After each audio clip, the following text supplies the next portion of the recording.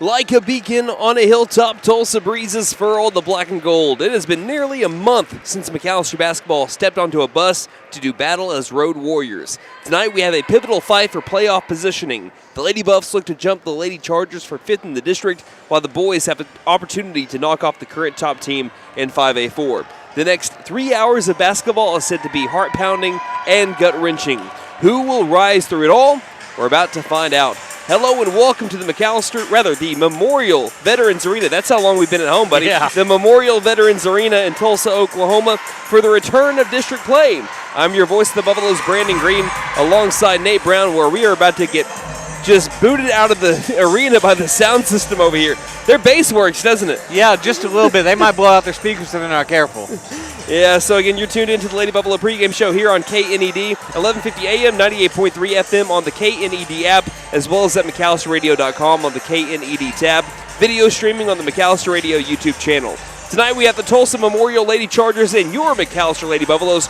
Partner district play is back. McAlester had nearly a month and 4 non-district games to get tuned up for this moment. For both the boys and girls, what is something you saw from them last week that can set them up for success tonight when playoff positioning is on the line?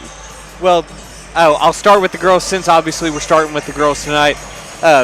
Fort Gibson game is what I'm looking at for them. That first half they had against Fort Gibson, one of the top teams in 3A. They got their offense going. They were playing stellar defense. If you can keep that going against a Memorial team today, you're going to be in a good spot. And as for the boys, I'm looking at that Broken Bow game from last Monday. They put on an offensive clinic. They were able to slow down Grayton Howe, one of the top players in the state, enough to get the win there. I'm looking at those 2 games as keys to tonight. All right, and let's look at the McAlester Lady Buffaloes, 3-9 on the year, led by head coach Courtney Bashirs in her 2nd season at the helm. As Nate mentioned, McAlester finished 6th in the Primus Moore Invitational, playing the 4th place, 11th ranked team in 4A, Fort Gibson Lady Tigers, down to the final minute behind a great game, followed by an excellent showing versus Midwest City JV. Turnovers were low in both games before Edmond Santa Fe wouldn't stop taking the ball away from the Lady Buffs. McAlester had 35 turnovers, 24 steals for Edmond Santa Fe. That's 7 more than what they had in the last 2 games combined. McAlester shot 12% better, but Edmond Santa Fe had 57 shot attempts to McAllister's 30. McAlester also had 35 rebounds to 15. Despite the poor ending to the tournament where McAlester lost 56-37, we still had some great standout performers. Cambry Zoomer had 19 points per game on 41% shooting with 6 rebounds per game. Rylan Lesnow, 15 points per game on 63% shooting, also had 5 blocks. And Taylor Williams, 5 points per game on 42% shooting, 8 rebounds, 4 steals. And how about Mila Cole? She ended up having 8.3 rebounds per game. And by the way, let me take all that back.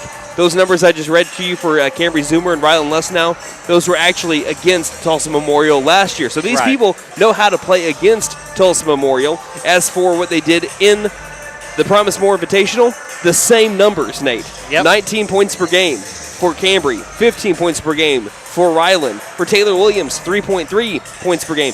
Almost, it's kind of weird that what McAlester put up over the last 3 days is what they really did against Tulsa Memorial, where last year they went 1-1 against this Lady Chargers team.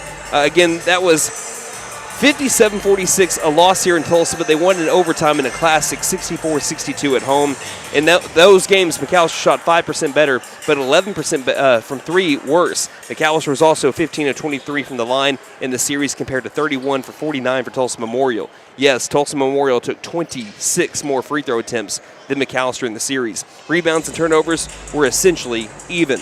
Now let's take a look at the Tulsa Memorial Lady Chargers, led by head coach Cheyenne Ivey. She takes over the Lady Chargers program after Roderick Hall accepted the Catoosa boys head coach position. Hall was head coach for 2 seasons and was 18 and 33 in 2 years. Currently, the Lady Chargers are 5-3, averaging 43.5 points per game, giving up 38.9, coming off of an 8-18 year last year, where they lost in the regional tournament to Shawnee 57-30 to end their season. So, let's go and look at the 5A4 standings currently. Glenpool is all alone at number 1 and by a wide margin. They're 6-0, same as Durant, but they're plus 80 in the plus-minus department. Durant is 6-0, but plus 28. They've had a few scares, including one against McAlester and then an overtime game against Claremore earlier this season. Speaking of Claremore, they're at number 3 at 3-1 plus 18. That's a game that McAlester felt like they should have won in the season opener. So prior, that was a game that McAlester felt like they should have won that one as well, but they didn't have a hot start. They got behind 22 points before they were able to bring it back down to 5. They're at 4th right now at 2-3 minus 6. Memorial 2-3 minus 18. McAlester 1-4 at 6th place at minus 37. Tahlequah 0-4 minus 24, and East Central 0-5 minus 41. So when you look at these teams that McAlester has played, they've almost played the entirety of the district so far, and they feel like they are better or can be better than Pryor. They feel like they can be better than Claremore. And those teams are teams that are 3-4. If McAlester can pull it together and play like what you saw against Fort Gibson and what you saw for the majority of their second game in the Primus Moore Invitational as well, this is a team that can beat Pryor, that can beat Claremore.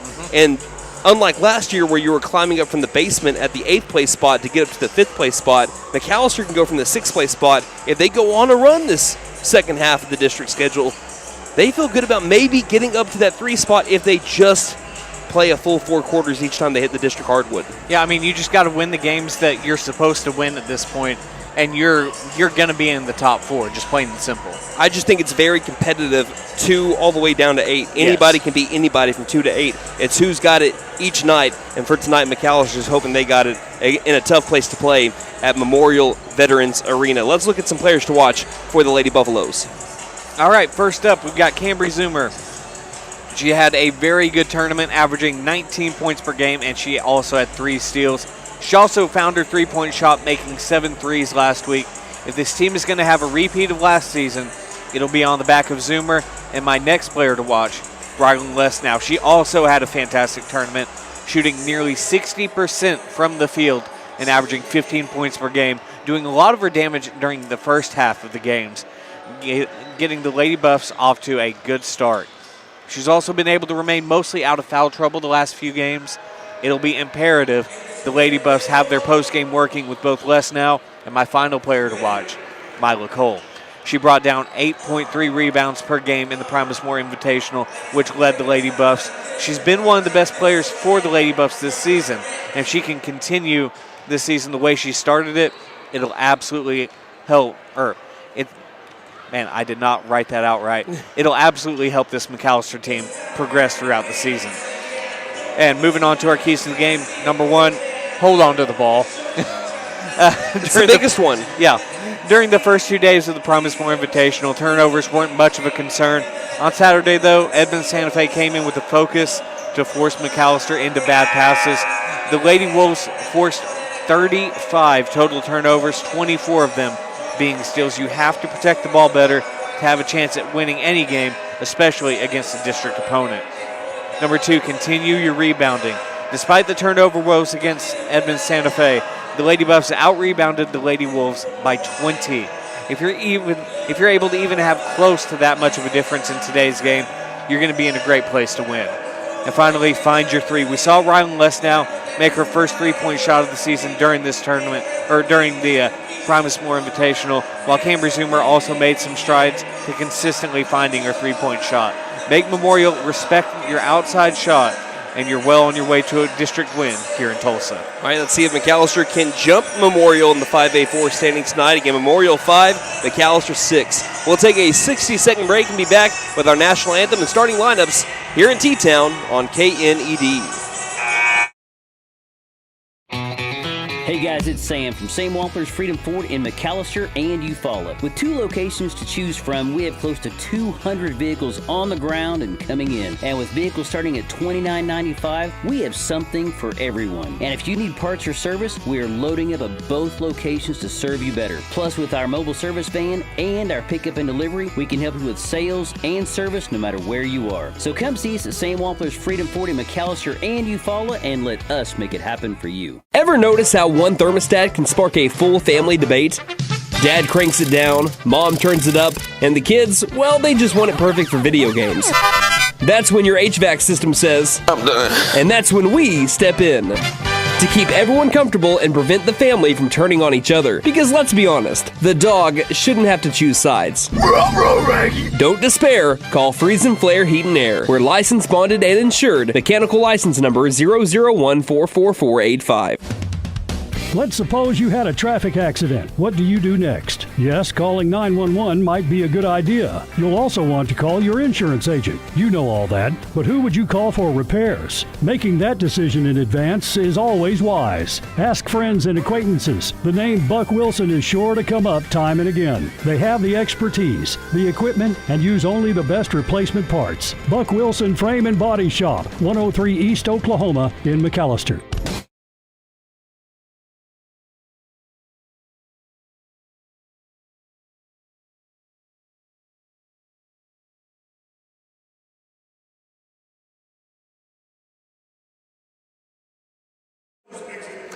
Welcome back to Veterans Memorial Arena here in Tulsa, Oklahoma. We're about to have our national anthem, so let's send it down to the floor as we speak.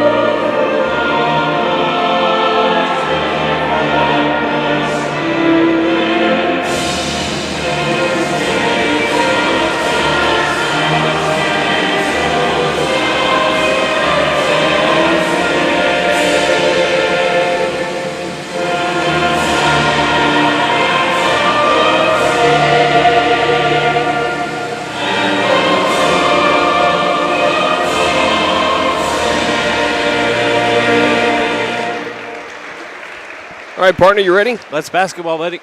All right, let's look at our starting lineups for tonight. We're going to begin with the, I believe the Tulsa Memorial Lady Chargers here as we have the starting lineups for them. They're wearing their home white uniforms with the Memorial in blue and also Memorial numerals on the front and back. This is what it looks like 1 through 5 for them. The senior guard number 3, Jalen Doan. Senior guard number 10, Brianna McElwee. Senior forward number 23, Trinity Germany. Freshman guard number 31, Addison Jones.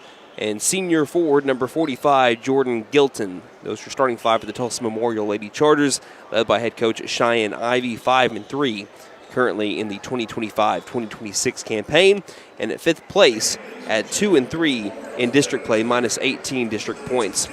As for the McAlester Lady Buffaloes, your starting lineup looks like this. The junior guard, number 1, Cambry Zoomer. The junior forward, number 5, Rylan Lesnow. The sophomore guard, number 15, Katie Ivy. Junior forward, number 21, Taylor Williams. And freshman forward, number 23, Mila Cole. The McAlester Lady Buffaloes 3-9 on the year, led by second-year head coach Courtney Bashirs, wearing their road black-on-black uniforms with the gold numerals on the front and the back. They are currently at 6th place in 5A4, 1-4 in district play, minus 37 in the plus-minus. If McAlester wins this game, as for the moment, they will leapfrog Memorial for 5th place in the district, trying to make a second-half ascension up the 5A4 standings. So, Nate, as they call up the starting lineups here at Veterans Memorial Arena, or rather Memorial Veterans Arena here in Tulsa, any final thoughts before we get started? Well, you mentioned second half of the season. I cannot believe we are in the second half of the season. It felt like just yesterday the season started. I'm excited to see how this game goes today. It should be a couple games of some great basketball. Both teams seem like they're very evenly matched. Yeah, and what's funny is this is the middle part of the season. We had 12 games. This is 13. After today, we'll have 12 more games. Okay, so this is the midway point. This is the official midway mark in the regular season, yes. Okay. So we have at Pryor on Friday, then we have Tahlequah at home next Tuesday. We go to Fort Gibson for the Fort Gibson tournament in our final non-playoff tournament. Then we go to Ada, Tulsa Memorial at home, a 3-game road stretch at Claremore, East Central, and Tahlequah, and back-to-back days, the 13th of February at home against Glenpool, and then an afternoon game with Durant on Valentine's Day, and that'll be pink out since we have no seniors, so no senior night. Right.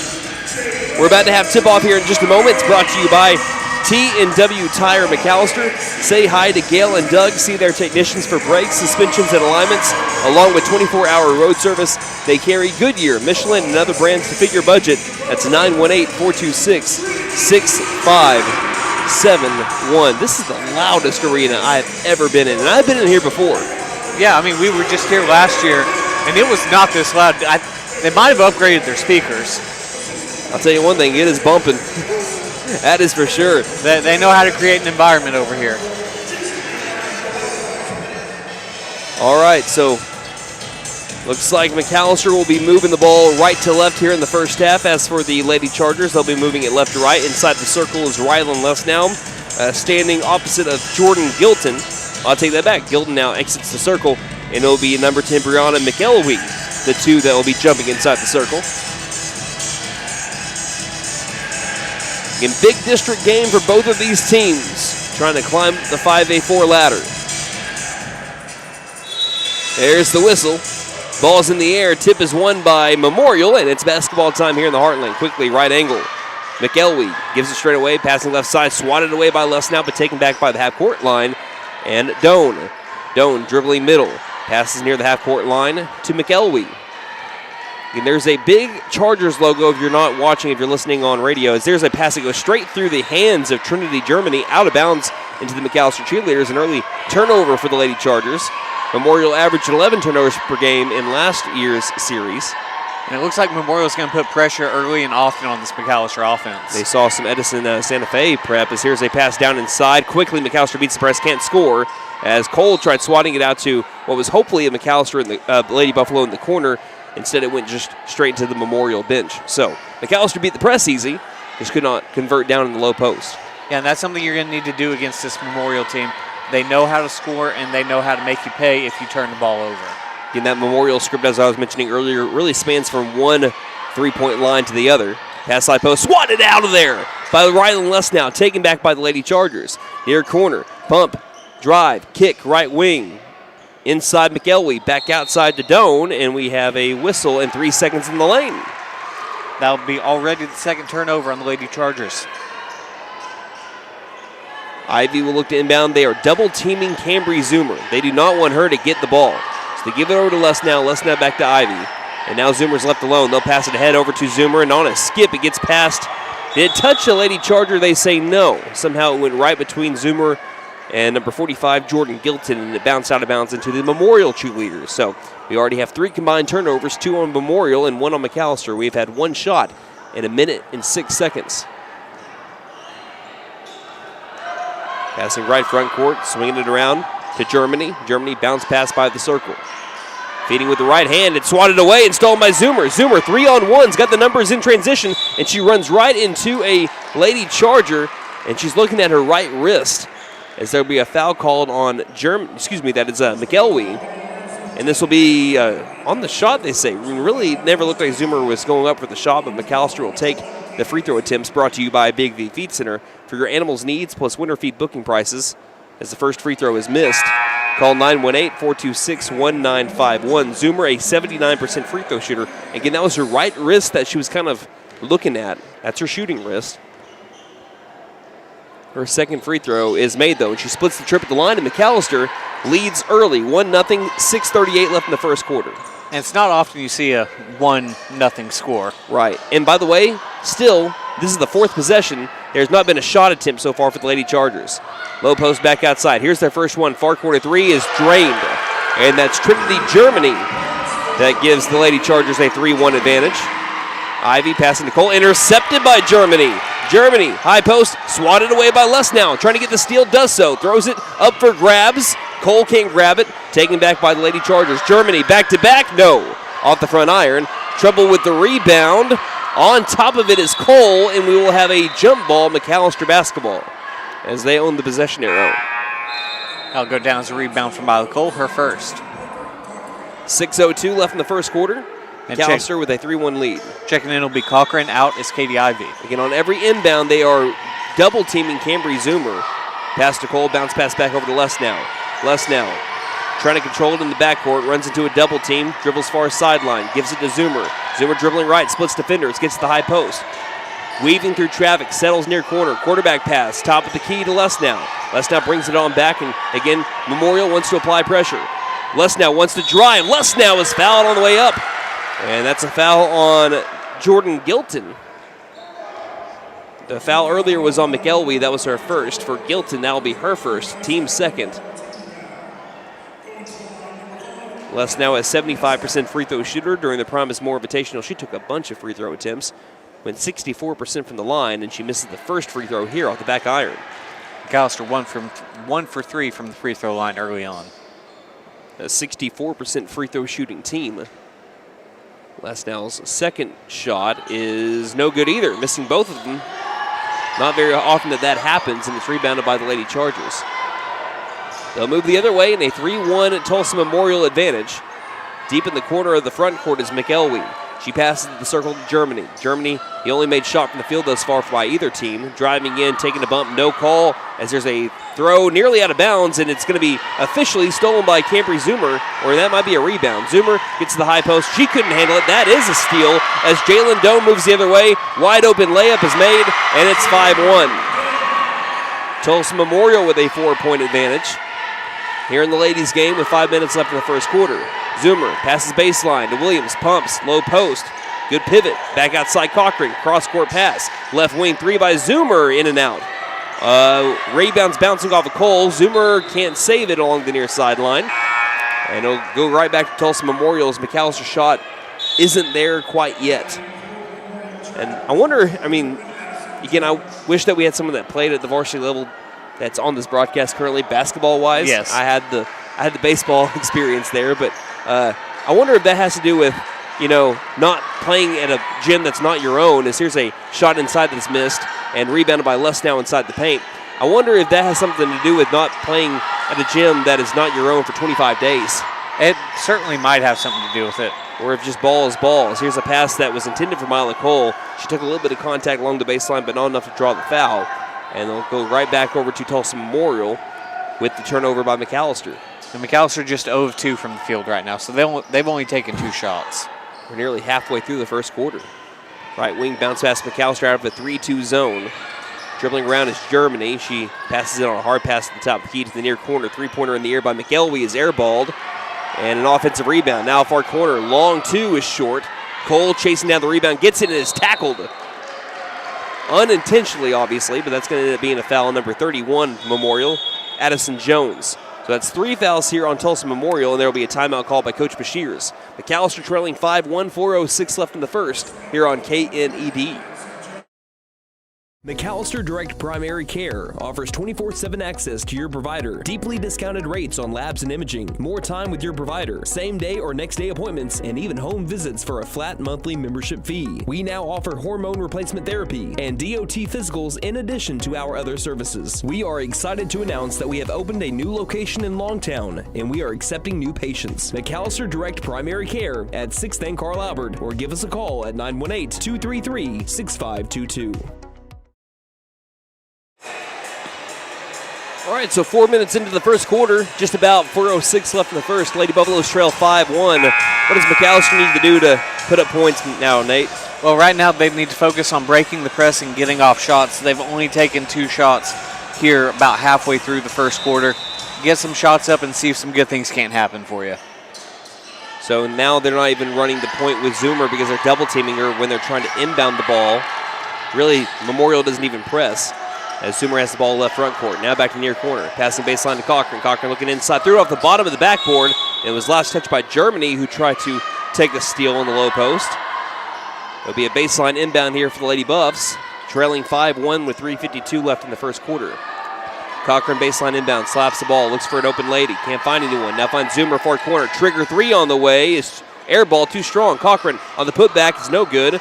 Ball's bouncing around near the baseline. Taken by Germany on the rebound. And Memorial pushing it the other way. Far corner, Lesnow couldn't quite get the steal. Driving in, foul called. Mila Cole should be the one charged with the foul here. Free throws on the way for Tulsa Memorial's number 10, Brianna McElwee. Foul is on Cole. That's her first, team first. 3:39 left in quarter number 1, 5-1, Memorial leading. Make that 6-1 as the first free throw is swished.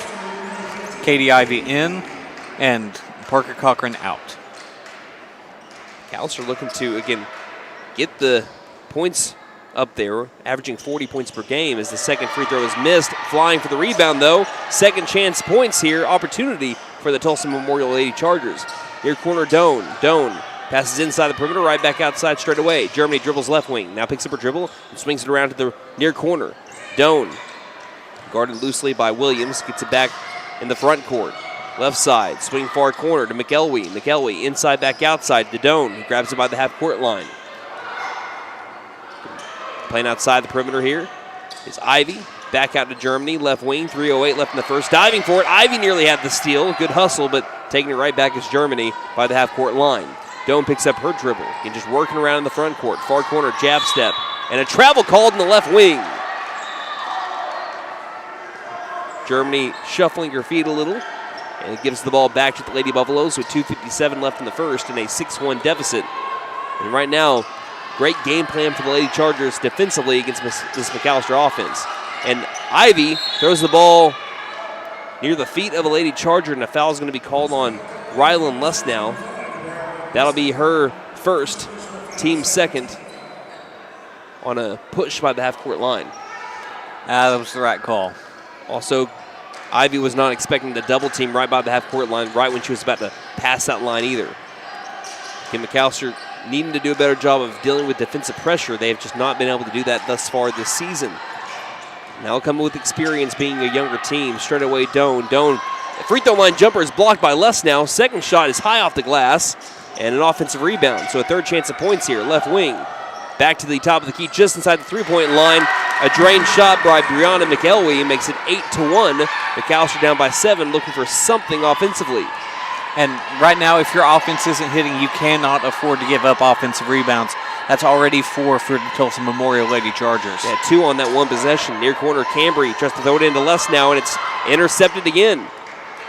McAlester, it can't even get shots off once again, and it feels like a repeat of Edmond Santa Fe.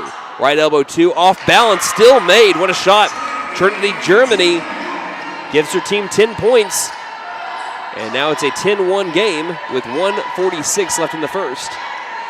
McAlester scored the first point, and since then it's been 10-0. Baseline, Williams inside, trying to find Lesnow, and it's swatted out of bounds by Germany. Nothing that McAlester is trying to work here in the first quarter is working against the Lady Chargers. I mean, Memorial's had an answer for everything McAllister's throwing at them on offense.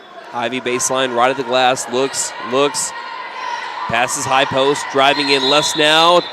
Did you travel? Yep, traveled around the right elbow area. Another turnover. Team that's averaging, 19.5 turnovers per game. Again, they were at just, I believe, 10 against Fort Gibson, just 13 against Midwest City JV, 35 against Edmond Santa Fe. And Brandon, that I've got a correction to make. They have 7 turnovers here in the first quarter. Left wing 3 is nearly banked in. A loose ball rebound taken by Zoomer. Zoomer 1-on-2, doesn't have the numbers. Waits, stops, pops. Right wing 3 is too strong. Williams gets the offensive rebound along the baseline. Throwing back out to Ivy. Ivy looking right, passing right to Zoomer. Zoomer ball overhead pass to Ivy. Ivy double team, dribbles right, passes left side to Lesnow. Lesnow baseline to Williams. Williams trying to pass it inside, telegraphed her pass, and is swatted out of thin air by Ava Sego and stolen by the Lady Chargers. That's the 5th steal for Memorial here in the first quarter. Passing inside the perimeter, taken loose. Zoomer with the near steal. Germany's able to gather it back with 47 seconds left in the first. Near sideline, Harris swinging it all around to the left wing, pass inside. Sego for 2, too strong, rebounded by Williams. Williams to Ivy, 35 seconds left in the first. Ivy ahead to Cole. Cole low post 2, need it. They get it. Their first made shot from the field comes with 30 seconds left in the first quarter. And McAlester, despite that, only trails by 7. 22 seconds left in the first, and the volleyball bat by Lesnow, stolen by Zoomer. Zoomer to the low post. Off balance fadeaway jumper, won't bounce in. And a foul called as, was it Ivy or Lesnow that ended up grabbing the top of a Lady Charger?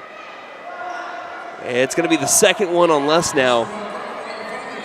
as she was trying to get the offensive board after the steal, and Cochran will come in so that Lesnow doesn't pick up her third before the end of the first quarter.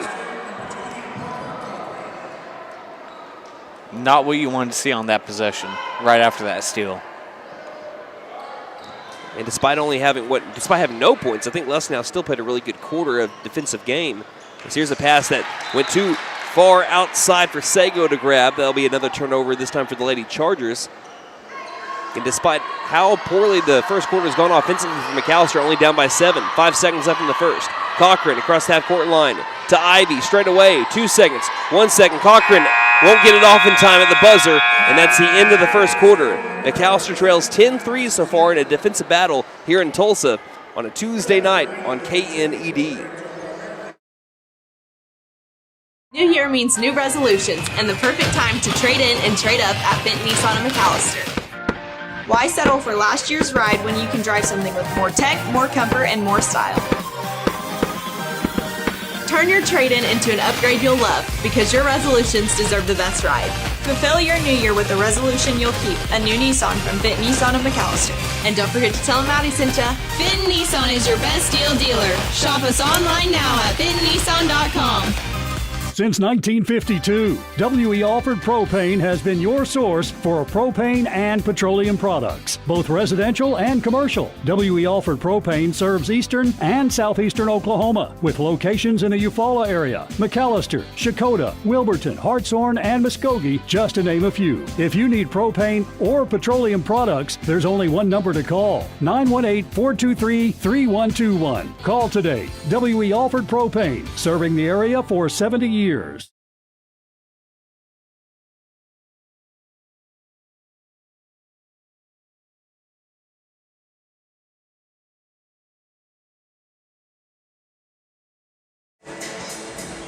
it was kind of an ugly first quarter of basketball for taking care of the basketball. A combined 14 turnovers between the two teams. McAlester forced 6, but they gave up 8. 10-3, McAllister's down by 7, just starting the second quarter. Driving in a wild prayer of a shot, just trying to draw the foul. It does end up working, as Addison Jones will get to go to the free throw line here on the foul committed by... Foul's going to be on Cochran, her first. So at the free throw line once more, Addison Jones, the freshman guard. Right foot in front of the left. First free throw is made after it tumbles in. On the floor for McAlester, Mila Cole, Parker Cochran, Cambry Zoomer, Katie Ivy, and Taylor Williams. Second free throw is good. 12-3 the score. And Zoomer will inbound and find Ivy trying to beat the press. Back to Zoomer. Zoomer near sideline to Cochran. Cochran begins her dribble near sideline. Picks up the ball. Throws to Cambry. They got to get across the half-court line and do so. Cambry now on the attack. Passes low post. Pumps. Ivy. Triple team. Back outside to Zoomer. Zoomer right wing to Ivy. Jabbing left, dribbling right. Bounce pass right elbow. Back outside Ivy. Quick pass left wing. Zoomer into the paint. Free throw line jumper. She's fouled as it nearly rolled in, and she'll get to go to the line. I like that ball movement by the Lady Buffs. Yeah, they did exactly what they needed to do to get through the full court press that Memorial was putting on. And Zoomer found a good shot, just couldn't quite get it down. First free throw is made. This trip to the line brought to you by Big V Feed Center. For your animals' needs, plus winter feed booking prices, call 918-426-1951. Second free throw in the air. She made them both. And McAlester has now made it a 7-point game once more. She's got 3 points here today. All off of free throws. Only shot made from the field thus far for McAlester is Mila Cole. Across the half-court line, nearly throwing it away, but saving it in front of the McAlester bench was McElwee. Doan currently has it. Standing on the edge of that Charger logo right front court, passing left side again. Tulsa Memorial on the right side of the half-court line. It's here's a left wing three that's back ironed. Flying high for the board is Ivy, and Ivy will pass it near sideline to Zoomer. Hook pass across the timeline to Ivy. Baseline to Cochran. Cochran, perfect pass to Taylor Williams, who scores off the left block. And here's the funny thing. I don't know if that was intended for Taylor Williams. It looked like that was maybe intended for Mila Cole first. That all's well that ends well. That's kind of what I was thinking, but we'll take the 2. And it'll be a double dribble along the far sideline. Turnover, Tulsa Memorial. McAlester gets the ball back. And that is the 5th unforced turnover by the Lady Chargers. Have you asked Cochran? I meant that. Yeah. That pass was supposed to go there That's the entire exactly time. where it was supposed to do. 12-7, McAlester leading by 5, 6:41 left in the half. Inbound to Cole. Cole hands it back to Ivy. Lobbing. Mid-range, great pass by Williams. Inside and one, Mila Cole. McAllister's brought it to a three-point game with a chance at the three-point play. Mila Cole, a 58% free throw shooter, averaging 5.4 a game on the year and 41% from the field. Cole bends the knees. Shot on the way. She got it. 2-point game, 12-10. McAllister's brought it from a 10-1 game to a 12-10. Scoring 9 out of the last 11 points in this contest. Far sideline.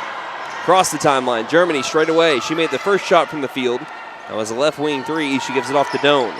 Doan to Harris. Harris back to Germany. Spin move inside the perimeter. Has to bounce it back out. Throwing inside. Back outside to Doan. Near corner. Harris thought about the three. They work it right back around to the left wing. Germany traveled left wing.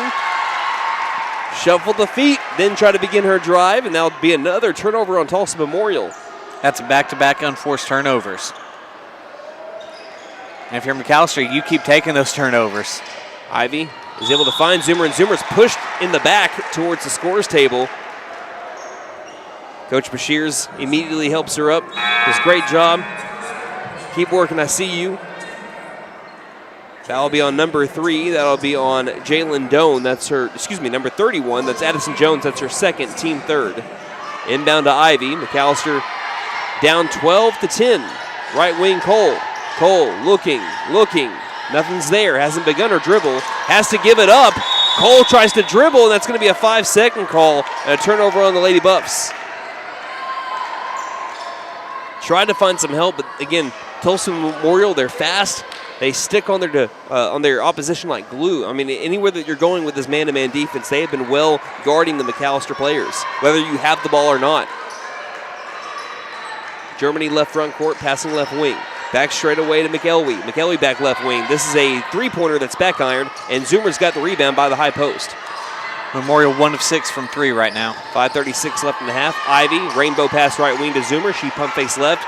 Now overhead passes inside to Cole. Bounce pass back outside. Cochran thought about the three. Bounce passes it to Williams, in a quick bit of thinking is able to throw it off of a Lady Charger before she went out of bounds.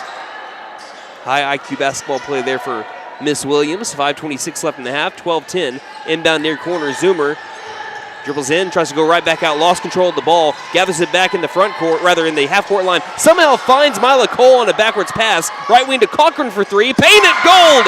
Parker Cochran hits the tray, and McAlester is on an 11-2 run.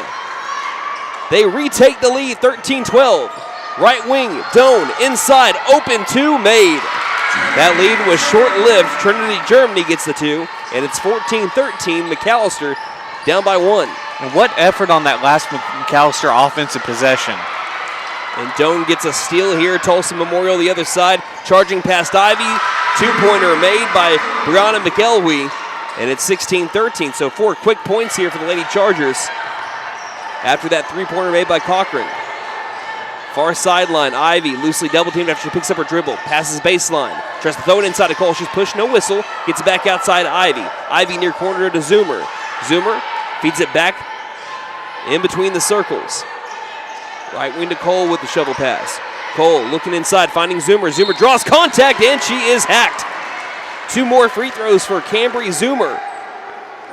Foul's going to be on number 10.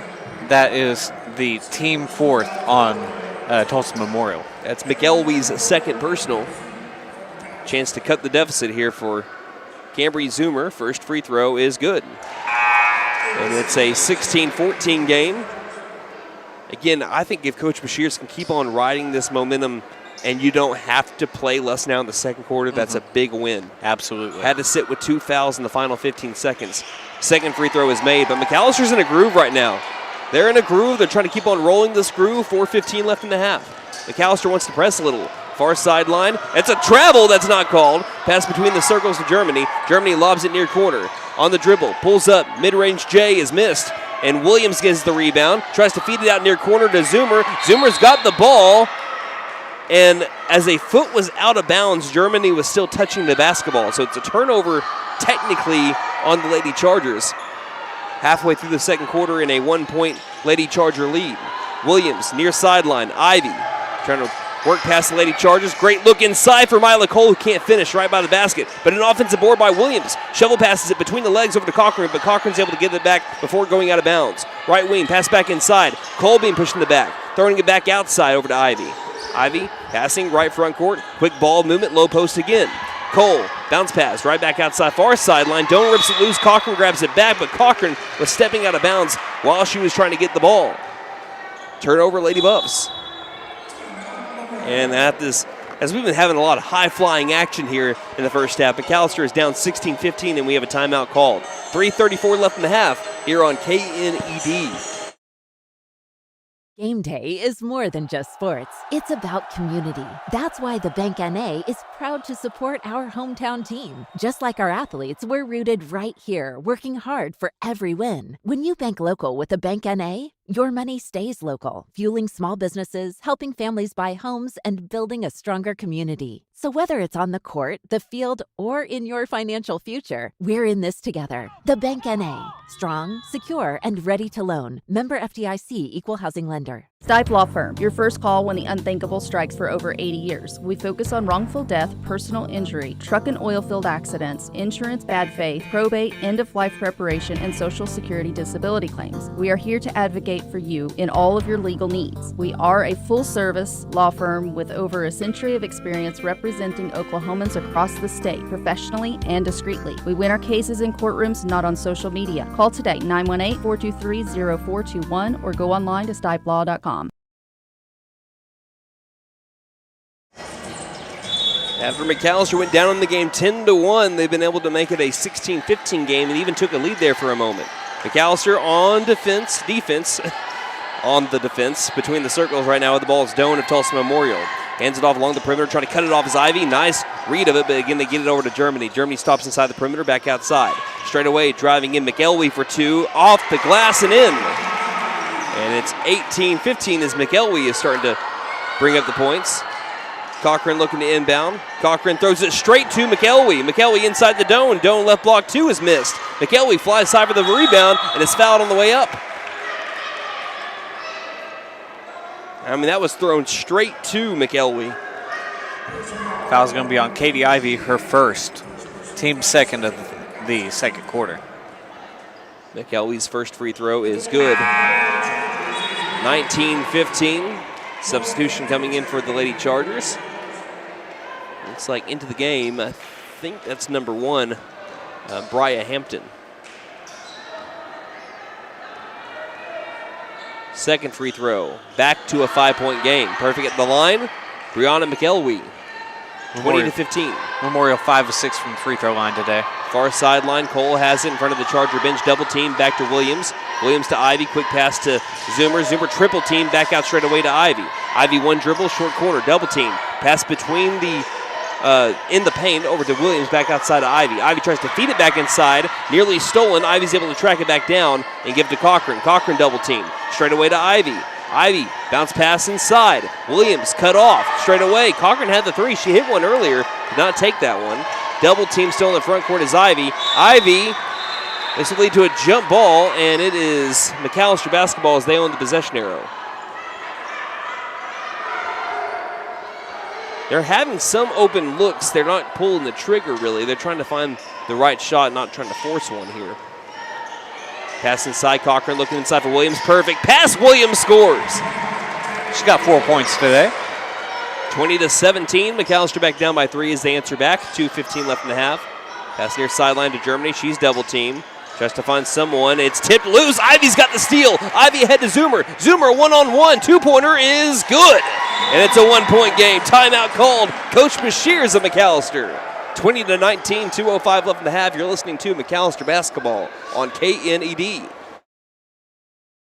At Vigorous Power Sports, we ride what we sell, so we know what works. U-Force U10 XL Pro Highland, sealed cab with HVAC, ride sync, and a power dump box. Year-round ready C-Force 950 Sport, V-Twin Muscle Sport Suspension, carves hard, lands soft. C-Force 1000 Overland, top tier fit finish and firepower in a quad. Count on us for parts and service long after the sale. CF Moto, experience more. Vigorous Power Sports, 1904 South Main, 918-423-3306. Motorcycles and off-road vehicles can be dangerous to operate. Review all safety information before operating. Wear your safety gear. Never operate a CF Moto vehicle under the influence. Visit cfmotousa.com for complete training and safety guidelines. Hey guys, it's Sam from Sam Wampler's Freedom Ford in McAlester and Eufaula. With 2 locations to choose from, we have close to 200 vehicles on the ground and coming in. And with vehicles starting at $29.95, we have something for everyone. And if you need parts or service, we are loading up at both locations to serve you better. Plus, with our mobile service van and our pickup and delivery, we can help you with sales and service no matter where you are. So come see us at Sam Wampler's Freedom Ford in McAlester and Eufaula and let us make it happen for you.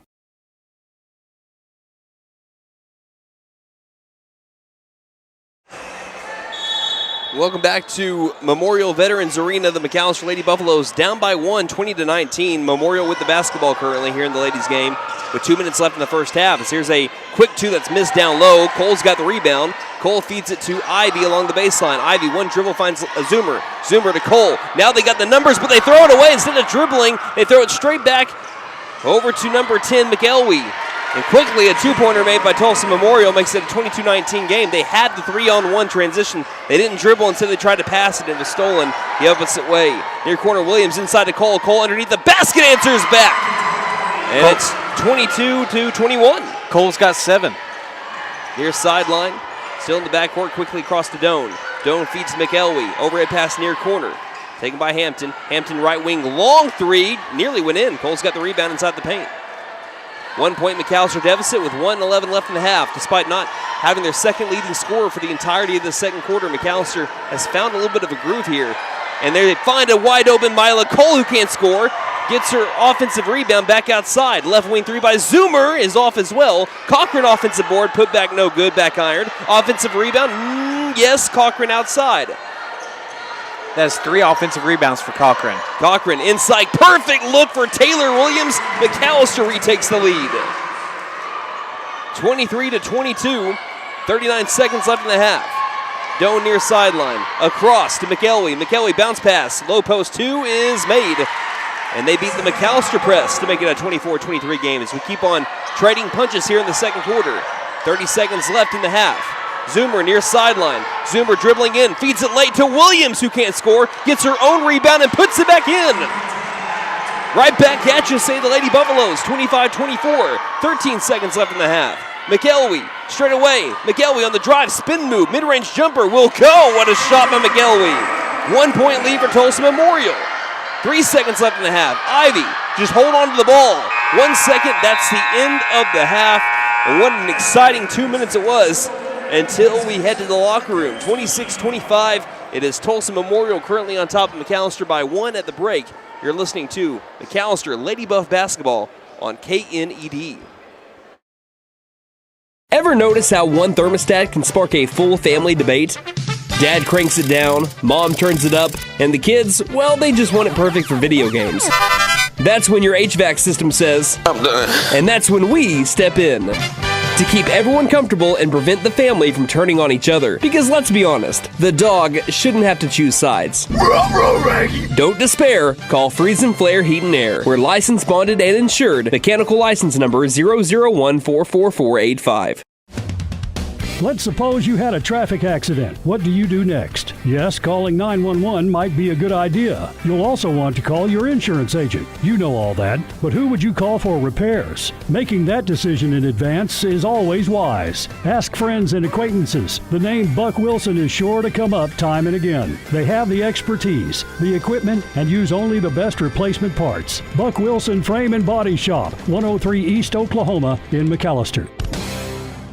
McAlester Direct Primary Care offers 24/7 access to your provider, deeply discounted rates on labs and imaging, more time with your provider, same day or next day appointments, and even home visits for a flat monthly membership fee. We now offer hormone replacement therapy and DOT physicals in addition to our other services. We are excited to announce that we have opened a new location in Longtown, and we are accepting new patients. McAlester Direct Primary Care at 6th and Carl Albert, or give us a call at 918-233-6522. New year means new resolutions and the perfect time to trade in and trade up at Benton Nissan of McAlester. Why settle for last year's ride when you can drive something with more tech, more comfort, and more style? Turn your trade-in into an upgrade you'll love, because your resolutions deserve the best ride. Fulfill your new year with a resolution you'll keep, a new Nissan from Benton Nissan of McAlester. And don't forget to tell them Maddie sent ya. Benton Nissan is your best deal dealer. Shop us online now at bentonnissan.com. Since 1952, W.E. Alford Propane has been your source for propane and petroleum products, both residential and commercial. W.E. Alford Propane serves eastern and southeastern Oklahoma, with locations in the Eufaula area, McAlester, Shakota, Wilburton, Hartshorn, and Muskogee, just to name a few. If you need propane or petroleum products, there's only one number to call, 918-423-3121. Call today. W.E. Alford Propane, serving the area for 70 years. We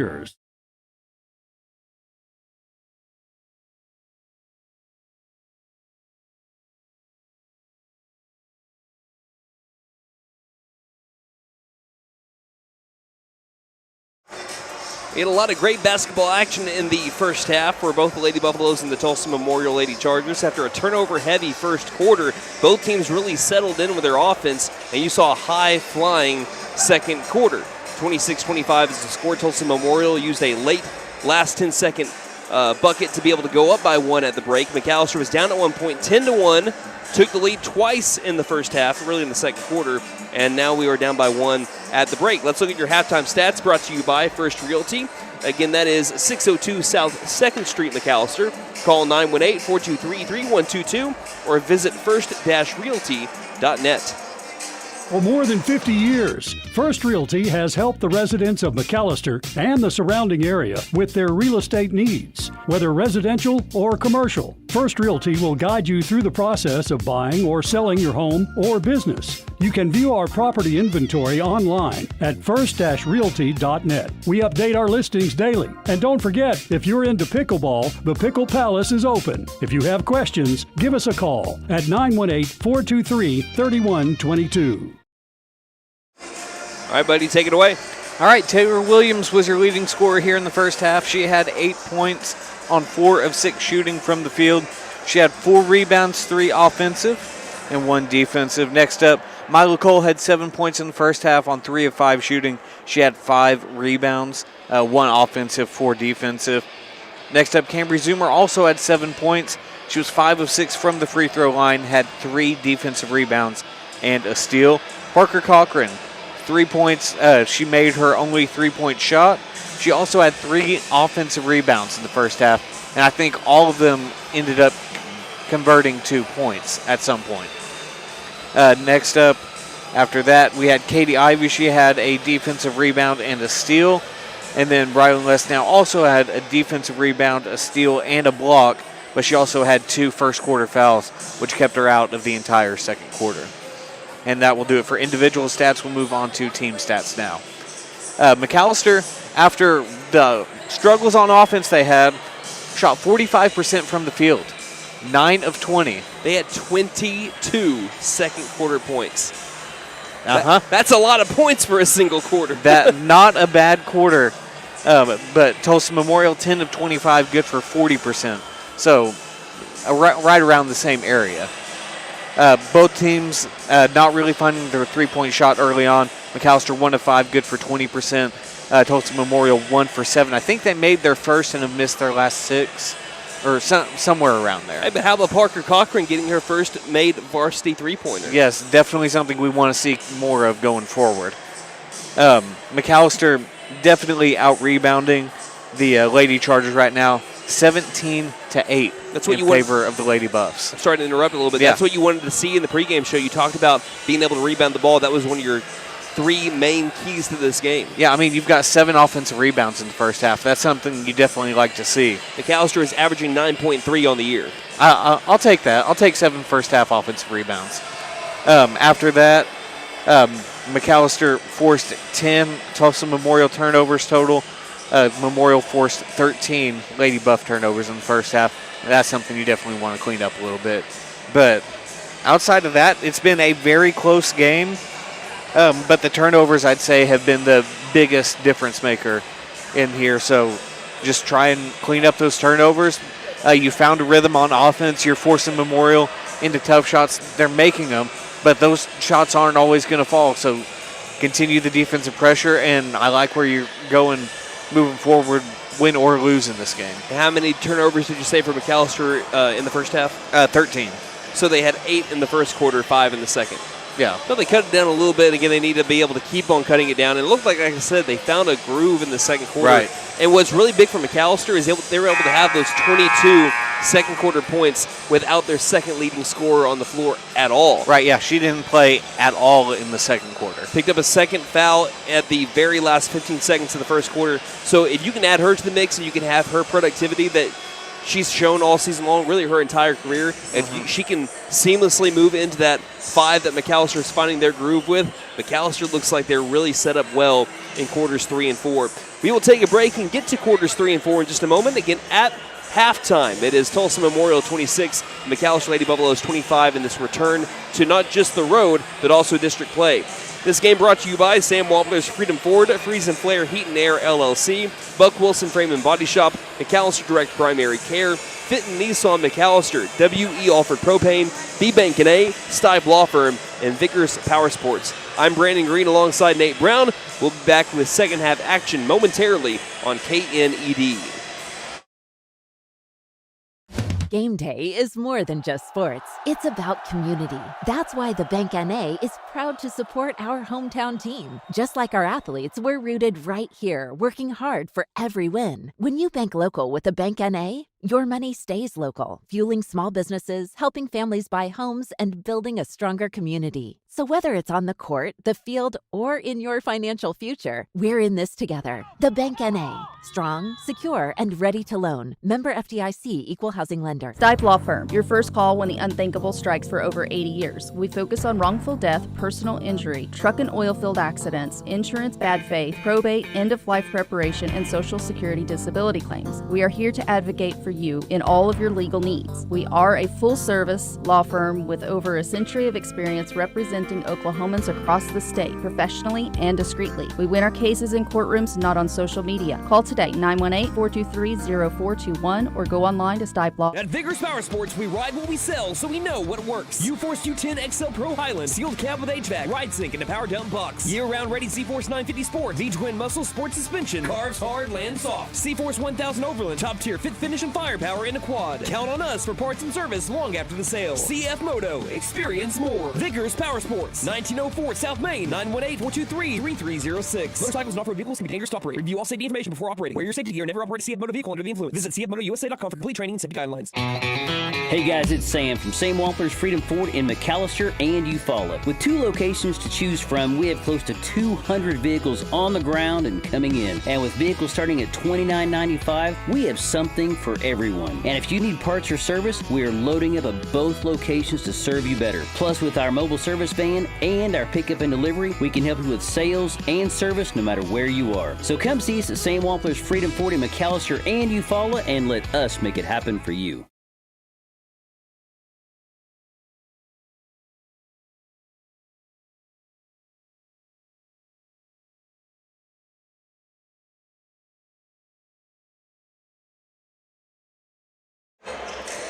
You're joining us in the middle of play. We're beginning the third quarter in the second half. The McAlester Lady Buffaloes down to the Tulsa Memorial Lady Chargers by the slimmest of margins, 1 point, as Cole knocks the ball loose, and it's eventually stolen by Mila Cole. On the floor for McAlester, Katie Ivey, Mila Cole, Cambry Zoomer, Taylor Williams, and Rylan Lesnow, who Lesnow, after a pass to the left wing, was a little wide, couldn't control it as it went into the McAlester bench, and that's an early 2 turnovers on both of our teams to begin the third quarter. Yeah, just as we were saying, they'd cleaned it up in the second quarter. Both teams. 26-25, McAlester, again down by 1. Now we're on the opposite side. It'll be Tulsa Memorial on the left side of the half-court line for those on radio. As here's a lob into the low post that's going to be missed. This second shot after an offensive rebound is made by McElwee, and she is right now a one-lady wrecking crew, 28-25. About 40 seconds into the third quarter, McAlester back down by 3. Zoomer, right wing, had it open for a moment, but begins her dribble straight away. She's double-teamed. Passes right wing to Cole. Cole looks inside. Can't find Lesnow. Ivy dribbles left and takes the spot of where Zoomer was, picks up her dribble, back straight away. About a minute into quarter number 3, as Zoomer dribbles it near sideline. Pass back to Lesnow inside, tries to find Williams, eventually finds Williams. Her shot is blocked down low by McElwee. And last touch by Williams, who tried to throw it off of Jordan Gilton down in the low post. First block of the day for the Lady Chargers. 28-25, it's a 3-point McAlester deficit here with just less than 7 minutes left in the third. Here's a near just unforced turnover by Doan, and she nearly let it go right through her hands into the bench. She steps into a right wing 3 that is short, and Cole flies in for another rebound along the baseline. Tried giving it to Zoomer, hit out of bounds by a Lady Charger, number 31, Addison Jones. They'll stay with the Lady Buffs, looking for their first points of the third. Waiting on a substitution. They're trying to say, they're trying to say, Lesnow, sub in. She's already into the game. She's just kind of standing by the scores table. Here's an inbound that was telegraphed, obviously, but it goes knocking out of bounds by McElwee as Zoomer was looking for Lesnow. Now Zoomer will have to inbound in front of the Tulsa Memorial bench. Zoomer looks, finds Williams. Williams bounce pass back to Zoomer, backcourt. Zoomer ahead to Lesnow. Lesnow settles right wing. Again, applied pressure by Doan and the Lady Charger defense is now Cole after she tried to receive a bounce pass inside. Couldn't handle it down the low post as it goes skipping off of her out of bounds. McAlester has had, one shot attempt so far in the second half? Yes, one shot attempt. The turnover bug once again starting to hit the black and gold. Hurt them in the first with 8 turnovers so far, hurting them in the third. 6:15 left in the third. 28-25, 3-point McAlester deficit. Left front court, over to the right side of Germany. Back to McElwee. It's really been McElwee and Germany that has really had the bulk of the points for the Lady Chargers. Doan on the edge of the circle, passes to Germany, far sideline. She bounces it back to Doan. McAlester out of a 3-2 zone defense, near corner. Looking, passing, left side to Germany. Germany feeds it right wing to McElwee. Quick swing far corner. Doan attacking. Floater from the right block is missed, and Cole's got the rebound and gives it off to Ivy. Throwing ahead, finding Zoomer in stride near sideline. Zoomer top of the key, finding a lane. Zoomer left-handed layup won't go. A rare missed layup by Zoomer off that left block with the offhand. And the other way, Zoomer makes up for it with the steal, and she throws to Lesnow. Second steal of the day for Zoomer. What a way to get back on defense as Lesnow is fouled by Jalen Doan. That is the first foul of the second half on either team. That is Doan's second personal. A lot of different players with 2 fouls for Tulsa Memorial. No one has gotten 3. Really, no one has had 3 fouls for either team. I'm hoping I'm not going to jinx Rylan Lesnow here, who's the only McAlester player with 2, I think. You are correct. Near sideline, Zoomer. Zoomer gets a screen by Cole, gets to the baseline, gets right past the lady in the low post. Cambry Zoomer, that was just impressive. Shifted right past Jordan Gilton to make it a 1-point game again. Zoomer's got 9. I almost said magical. Not quite magical, but very impressive there for Zoomer. Able to shift on a dime like that. In the front court, Addison Jones feeds it far sideline to Germany. Germany looking inside, will bounce past it into the corner. Taking it with a hop of a dribble was Jones. Back to McElwee, standing on that A in Chargers, and that script that goes from one 3-point line to the other. Now she starts a slow dribble to the far sideline, guarded loosely by Ivy. Nearly halfway through the third quarter in a 1-point game. Feeding it quickly, left wing, open 3 on the way by Jones is missed. That was by Leah Harris, and we have a foul down the low post as Lesnow hit the deck, and it'll be a foul on Tulsa Memorial off ball. That'll be the second team foul on Memorial here in the third quarter. Foul is on Jordan Gilton. That's her second. So I think nearly the entire starting 5 at Tulsa Memorial with 2 fouls on all of them. Zoomer has it in the backcourt after the turnover. Splits the defenders, gets to the high post, pulls up mid-range. Jay is in and out. Offensive rebound by Lesnow. Lesnow trying making her way to the low post, and we have an offensive foul on Lesnow. That's her third. And Lesnow is wondering why that's a foul. She looked back at Coach Bashir, and Coach Bashir said it's the extension of the elbow. I didn't see much of that to warrant one compared to what we've already seen in this game. Yeah. It's there, but I didn't see that as consistent with what we've seen for a lot of this game. As here's a right elbow, too, that's missed. Williams cleans it up with the rebound. Throwing it ahead to Cole. Cole's in the clear. Being tracked down. Left-handed layup is missed. Offensive board. Zoomer is fouled. That could have been all ball. She'll go to the free throw line, though. We'll take it with a chance to take the lead. This trip to the charity stripe is brought to you by Big V Feed Center. For your animals' needs plus winter feed booking prices, call 918-426-1951. Foul was on Germany, her first, team third of the third quarter. First free throw is made. Why do you sound like the HE Double Hockey Sticks kitchen narrator, or when you say it like that? Well, I mean, I had to get used to that. Yeah, as the second free throw is made, and McAlester is leading now 29-28. We had a Christmas special called a Santa Tracker, and during that you were the Who's Kitchen narrator. Yeah, let's keep that, please, because I enjoyed that role. Top of the key, passing right wing, 3:50 left in the third. Back outside, McElwee swings it to the near side. Pulling up for the long two baseline is airballed by Addison Jones. Offensive board deep in the corner. Germany into the paint. Floater in the paint is rimmed out. Cole's fighting for the rebound, couldn't handle it, and it will stay with the Lady Chargers here. That was the 7th offensive rebound for the Lady Chargers. They've only got 3 defensive rebounds thus far. Germany trying to inbound. It is overshooting its target into the circle, and it's taken by McElwee. Near corner, Germany guarded loosely by Cole. McAlester has switched up. It looks like it's still a zone defense, as a little bit of a hybrid here. As inside, right block 2 is up and made and one. Addison Jones gets the and one and a chance to give her team a 2-point lead. Foul's going to be on Katie Ivey, her team second. When I glanced down, I couldn't tell if McAlester is kind of switching up to a man-to-man defense or if they're still in that 3-2 zone. They ran 3-2 zone for the majority of this game. But Addison Jones trying to complete the 3-point play. The foul, as you mentioned, was on Ivey, her second. And Cochran in for Taylor Williams. Free throw is no good as it tumbles off the front iron. Rebounded by Cole. And McAlester moves the other way, down by a single digit. Pass near sideline. Zoomer couldn't handle it as it was thrown wide. But Zoomer gets it back. Zoomer near corner. Zoomer works around a couple of Lady Chargers. Stops right elbow. Fouled on the right arm. And she'll go to the free throw line with a chance to give her team the lead back. And that will be the 4th team foul on Memorial. Waiting to see who the foul was on. Foul is going to be on number 1. That is Bria Hampton. That's just her first, but as Nate mentioned, 4th team foul. First free throw by Zoomer is made, and we're tied up again 30-30. Zoomer's up to 12 points now.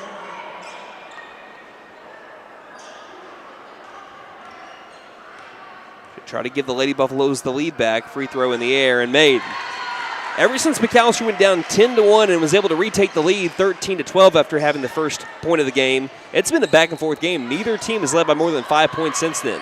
Far sideline, McAlester wants to press. Zoomer with the steal, throwing it to Ivey by the half-court line. Ivey's able to handle it. She begins her dribble, passes inside the perimeter to Cole. Cole tries to feed it outside, finds Cochran. Now deep in the corner, Zoomer gets past a couple of defenders and a timeout called by Coach Bashirs with 2:52 left in the third quarter and a 1-point McAlester lead. 31-30, McAlester again up by 1 here on KNED. Ever notice how one thermostat can spark a full family debate? Dad cranks it down, mom turns it up, and the kids, well, they just want it perfect for video games. That's when your HVAC system says, I'm done. And that's when we step in to keep everyone comfortable and prevent the family from turning on each other. Because let's be honest, the dog shouldn't have to choose sides. Don't despair. Call Freeze and Flare Heat and Air. We're licensed, bonded, and insured. Mechanical license number 0014445. We've had a great girls game here. The Lady Buffaloes leading the Lady Chargers by 1, 31-30, 2:52 left to go in the third quarter. It'll be Zoomer inbounding. Right in front of her is her teammate Rylan Lesnow. Also Katie Ivey, Mila Cole, and Parker Cochran on the floor for the black and gold. Off a screen, Les now dribbles right, is picked up well by McElwee, gets right past McElwee. McElwee recovers well, now driving in, Les now can't score, gets her own rebound, can't tumble it in. And a rebound by McElwee by the baseline. McElwee driving, McElwee coast to coast, tough two, won't go. Offensive, no, we have a jump ball here, and McAlester owns the possession arrow. So that'll go down as a rebound for Katie Ivy, her second. 1 point McAlester lead. Both teams have pressed. Now, Tulsa Memorial way more than McAlester, but McAlester showed that they can beat that press, and they had a lot of points in the second quarter because of it. Zoomer behind the back dribble, passes left wing to Cochran. Cochran overhead pass, trying to feed a high post as Les now wouldn't find her, but instead it bounces out over to Ivy by the circle. Ivy to the short corner near side. Now stepping back for a corner three, airballing it to Zoomer, and off the hands of Cochran, who flew in for the offensive board. Attempt. 31-30, still a 1 point McAlester lead. That has been their largest lead of the game, has been 1 point, and they've had that 5 different times. It looks like Taylor Williams will be checking in at the next stoppage. Germany against this 3-2 McAlester zone. It's kind of like a 2-1-2 as Cole's kind of in the middle away from the guards. Guarding McElwee with one hand on her back. Right wing Doan dribbles in, dribbles right back out with the pass. Now to the left wing, deep into the corner to Hampton. Hampton tries splitting defenders, just fell, and there's a travel called. Nate, I feel like you're about to lose it if they're going to call that a foul on Zoomer. I was about to lose it. Yeah, she just kind of tumbled. Cole will get, I believe, her first break of the day. And checking in for her will be Taylor Williams. 1:44 left in the third. Zoomer, a rainbow inbound into the backcourt to Les now. Les now starts to dribble. Hits off of McElwee, no whistle. Near sideline, she walks the tightrope and feeds to Ivy right wing. Ivy looks inside, finds Williams. Pump, drive, bump, two, no good. And rebounded by McElwee. McElwee far sideline. Tosses ahead. Not being able to handle it was Bria Hampton. If she does that, it's a 2-1 advantage in transition. McAlester ends up catching a break there and gets the ball back with 1:27 remaining in the third, and both teams' offenses have kind of come to a lull here in the last few minutes. And the turnover battle has gotten very slim. Memorial only has one less turnover here in this game. Williams passing ahead to Zoomer, racing down the far sideline, stopping on a dime left wing. Passes inside. Les now was hit hard. Again, she was hit hard up high in the low post, and not a foul called. Again, but it's been consistent both ways. I'm not going to say that that's not the right call. Again, everyone wants to preach consistency. That's been consistent on how this game has been. They've been letting them play, be a little more physical tonight. Near corner two is airballed, rebounded by Les now in the low post. 31-30, McAlester still leading by 1 with 60 seconds left in the third. Ivy near sideline, giving it off to Zoomer, standing on that Veterans Arena script. She dribbles to the top of the key, double team, gets past one lady, looks inside, finds Ivy. Ivy finds Williams, low post. Williams bounce passes into Les now. Les now can't convert down low, gets her own rebound, throws it back up, and she was going up, was grabbing her left knee. She gets back up to her feet. She'll be okay. Low post, nearly traveling, getting it inside to Germany, who misses the shot. Offensive board again. Ivy can't swipe it loose. Doan jump stops in the paint for two, misses that shot. Flying in, Les now with the rebound. 25 seconds left in the third as McAlester moves the other way. Ivy near sideline, dribbling into the corner, picks up her dribble. Overhead pass to Zoomer. Zoomer faking the pass left, looking right, hands to Ivy.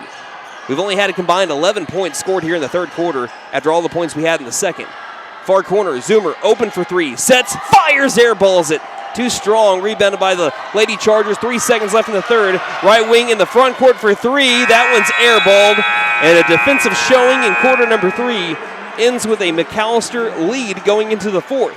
31-30, put those fours up in the air, Lady Buff fans. You're listening to Lady Buff Basketball on KNED. Let's suppose you had a traffic accident. What do you do next? Yes, calling 911 might be a good idea. You'll also want to call your insurance agent. You know all that, but who would you call for repairs? Making that decision in advance is always wise. Ask friends and acquaintances. The name Buck Wilson is sure to come up time and again. They have the expertise, the equipment, and use only the best replacement parts. Buck Wilson Frame and Body Shop, 103 East Oklahoma in McAlester. McAlester Direct Primary Care offers 24/7 access to your provider, deeply discounted rates on labs and imaging, more time with your provider, same day or next day appointments, and even home visits for a flat monthly membership fee. We now offer hormone replacement therapy and DOT physicals in addition to our other services. We are excited to announce that we have opened a new location in Longtown, and we are accepting new patients. McAlester Direct Primary Care at 6th and Carl Albert, or give us a call at 918-233-6522.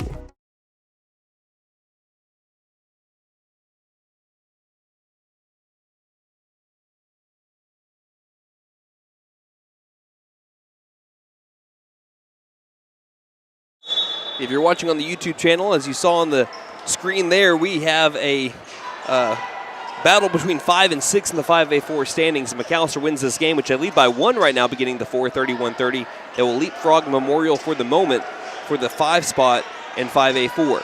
Tulsa Memorial with the basketball on the left side of the half-court line. Far corner, both teams shooting under 33% right now in this defensive battle. As there's a pass inside that's swiped loose and taken by Lesnow. Lesnow begins her dribble. She's being trailed. Throws ahead for Zoomer. Zoomer trying to get it along the baseline, trying to feed it to Williams as she was fading across that baseline. Cutting off the path with that pass, I believe was Germany. And it was last touch out of bounds by Germany of Tulsa Memorial.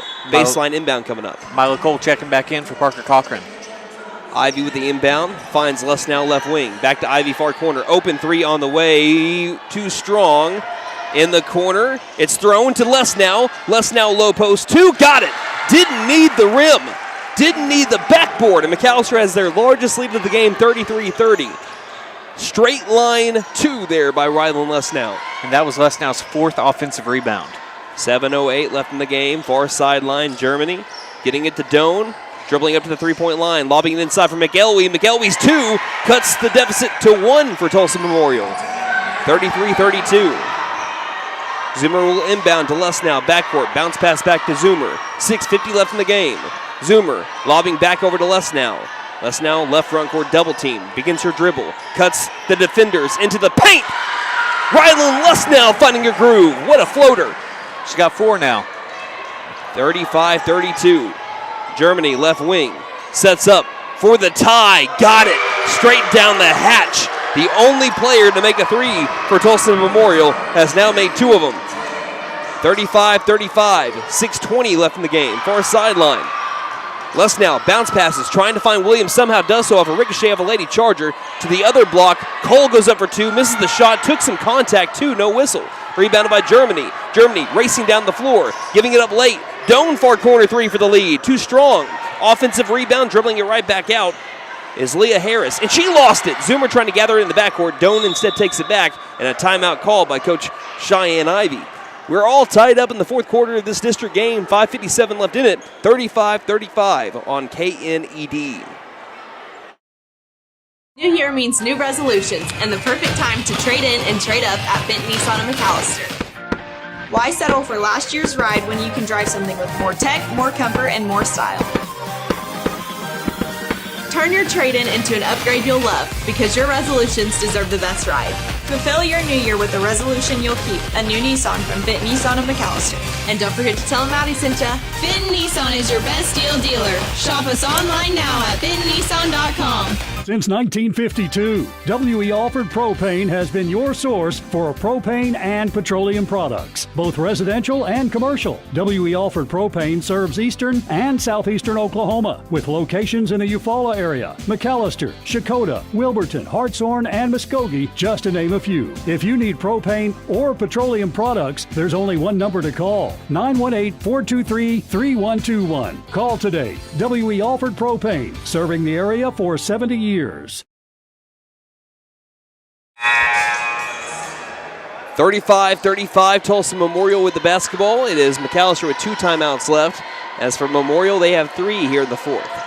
Doan with it, right front court, passes across the front court of Germany. She just hit a 3 to tie the game a couple of possessions ago. Doan right wing, getting past Ivy into the paint. Floater is up and missed. There's some contact there, but again, rebounded by Taylor Williams. Throwing ahead, intercepted by Germany. Germany picking it up, thrown to Doan. Doan inside the paint, back outside. Long 2 by McElwee is down the hatch. And they've scored the last 5 in a row as Tulsa Memorial leads 37-35. Ahead to Zoomer.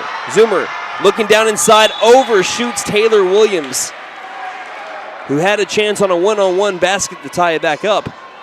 He goes flying out of bounds, and Tulsa Memorial back with the basketball, leading by 2 with 5:17 left here at Veterans Arena. And a travel called in the front court, pretty much unforced. That is the 10th unforced turnover by the Lady Chargers. It will now be Zoomer to inbound the basketball in front of the Tulsa Memorial bench. She finds Lesnow, who takes it across the far sideline, and a foul called. It will be off ball on number 31, Addison Jones, who is on top of Cambry Zoomer. That is the first foul of the fourth quarter, third personal on Jones. 2-point McAlester deficit. Ivy inbounds Lesnow. Quick pass to Zoomer. Zoomer looking inside. Could have went up with a shot. Instead, it's rolling around. Williams comes up on it, tries to find a Lady Buffalo. Instead, it finds Trinity Germany of the Lady Chargers. And cutting off a dribble was Zoomer, but not before making contact as Germany was turning around. Zoomer was trying to reach in, and unfortunately, that led to a shoulder up high. And that's just Zoomer's first. Yeah, she's fine when it comes to foul trouble. And also the team first in the fourth quarter. 5 minutes remaining in the game. We're having a substitution. Well, they're not going to let him in. That came in late. Cross court right wing past the far corner. Germany against hit both the three so far. Doan thought about a three, steps right back out towards the half court line. She backpedals. Guarded by Zoomer. A skip across the front court to the left side to Leah Harris. Harris, that should be a foul on Zoomer. And yeah, there it comes. Zoomer is upset. That is the right call. It's the right, even though it's late, that's the right call. It just came extremely late. Zoomer just too much body contact inside the circle. It's the second personal on Zoomer. She's had back-to-back fouls. Again, even with a back-to-back foul, she's still doing fine in foul trouble. She could even pick up a third one here, and you're still going to be okay. 4:39 left in the game. Let's not do that, though. Yeah, please don't. McElwee dribbling in, pulling up, right elbow two is too strong. Offensive rebound, back outside. Harris thought about the three, pumps, stops. Pop and shot from the left elbow is missed, and it's Lesnow that grabs the rebound, and she's jumped on by a Lady Charger, who is going up for the rebound as well. That'll be the second team foul in the fourth quarter on Tulsa Memorial. The first on number 5, Zion Bowie. Addison Jones back in. She'll check in for Bowie. 2-point McAlester deficit, 37-35, 4:24 left in the game. Zoomer inbounds to Lesnow, backcourt. Finds Zoomer in stride. Zoomer down the near sideline. Ahead to Cole. Throws it in a big collision. Leads to no whistle, but a steal by Germany. Cole was landed on top of by McElwee. A pass to the right wing. Lobbing it back to the front court is now it's Tulsa Memorial basketball. Something's got to get called there. Yeah. Either it's on Cole or McElwee, but something had to get called. Left elbow two is no good. Ball gets hit out of bounds. Last touch by Tulsa Memorial. Either way, McAlester survives whatever that was. I don't know about that one, partner. Inbound, far sideline. Lesnow throws ahead to Cole. Cole still in the backcourt. Gives it to Lesnow, who takes it across. Near sideline. Into Williams. Into Cole. Wide open. Right block. 2 ties the game. Great ball movement. And we have a whistle. And foul on Zoomer? I don't know if it's a foul. I think it's a delay of game. Okay. A delay of game warning as the ball went rolling. So one more of those would result in a technical foul. Right. 3:44 left in the game in a tie game, 37-37. Tulsa Memorial inbounds. McAlester wants to press a little bit, but kind of laying off. Throws it across the dome. Dome wide open, down low. 2-pointers up and made. Left alone was Addison Jones. And it's 39-37. Zoomer looks, finds Lesnow. McAllister's got to get those 2 points back, obviously. Zoomer taking it across into the corner. Runs into Addison Jones, who I believe will pick up her 4th foul. That'll be the 3rd team foul on Memorial here in the fourth quarter. It's either 3rd or 4th. That is her 4th. Ivy will inbound with the team down by 2 with 3:22 left. Ivy looks, finds Zoomer, far corner 3 for the lead. Painted gold! Cambry Zoomer, ice in her veins. 40-39 McAlester, up by 1. Tulsa Memorial beats the press. Floater from inside the paint won't go by Doan. Rebounded by Ivy in the low post. Ivy wrestling it away. Dribbling into the corner. Finds Lesnow. Lesnow across to Zoomer. Zoomer right wing, another three in the air. That one's back ironed. A tie-up is Rylan Lesnow. And McAlester owns the possession arrow. She was tied up with the Lady Charger. McAlester will get the ball back here. That is her 5th offensive rebound of the day.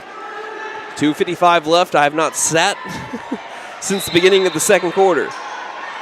Ivy's looking around. Ivy can't find anyone. Ivy lobbing it into the front court. Zoomer's able to track it down. Zoomer double teamed in the front court corner, and she's pushed from behind as she was falling forward, trying to find Cole. And we need to see who that's on, because if that's on 31, that's her 5th, but it'll be on number 3. That is the 4th team foul on Memorial. Third personal on Doan. Inbound Lesnow. Lesnow's able to find Zoomer. Zoomer double team, finds it back to Ivy. To the free throw line to Lesnow. Contested right elbow. 2! What a shot! Rylan Lesnow with hands all in her face. 42-39. McAlester leads by 3. 2:35 left. Pass across, finding it as Doan. Doan driving baseline, creates separation, makes the right block too, and it's 42-41. Tulsa Memorial answers back. Across to Cole near sideline. Cole never knew where she was throwing the ball there, easily intercepted by Jordan Gilton. A 1-point McAlester lead, right wing McElwee. McElwee to Germany, to the left wing. Doan steps inside the three-point line and gives her team the lead with a 16-foot jumper. 43-42 and a timeout called by Coach Bashir. She'll have one left with 2:03 left in the game. 43-42, Tulsa Memorial leading by 1 on KNED. Game day is more than just sports. It's about community. That's why the Bank NA is proud to support our hometown team. Just like our athletes, we're rooted right here, working hard for every win. When you bank local with the Bank NA, your money stays local, fueling small businesses, helping families buy homes, and building a stronger community. So whether it's on the court, the field, or in your financial future, we're in this together. The Bank NA. Strong, secure, and ready to loan. Member FDIC, Equal Housing Lender. Stipe Law Firm, your first call when the unthinkable strikes for over 80 years. We focus on wrongful death, personal injury, truck and oil field accidents, insurance bad faith, probate, end-of-life preparation, and Social Security disability claims. We are here to advocate for you in all of your legal needs. We are a full-service law firm with over a century of experience representing Oklahomans across the state, professionally and discreetly. We win our cases in courtrooms, not on social media. Call today, 918-423-0421, or go online to stipelaw.com. The largest lead we had in this one was 9 points, and McAlester was able to make it a 1-point game. They've now taken the lead, gave it back up, and we've had so many lead changes in this one, I have forgotten how many. 43-42, Tulsa Memorial leading by 1. 2 minutes left. Left wing, Taylor Williams of McAlester with the basketball. Double teamed into the corner to Lesnow. Lesnow inside, finding Cole on a beautiful pass, and Mila Cole gives her team the lead with the assist from Rylan Lesnow. As we have a foul in the backcourt as too much contact made by Cambry Zoomer.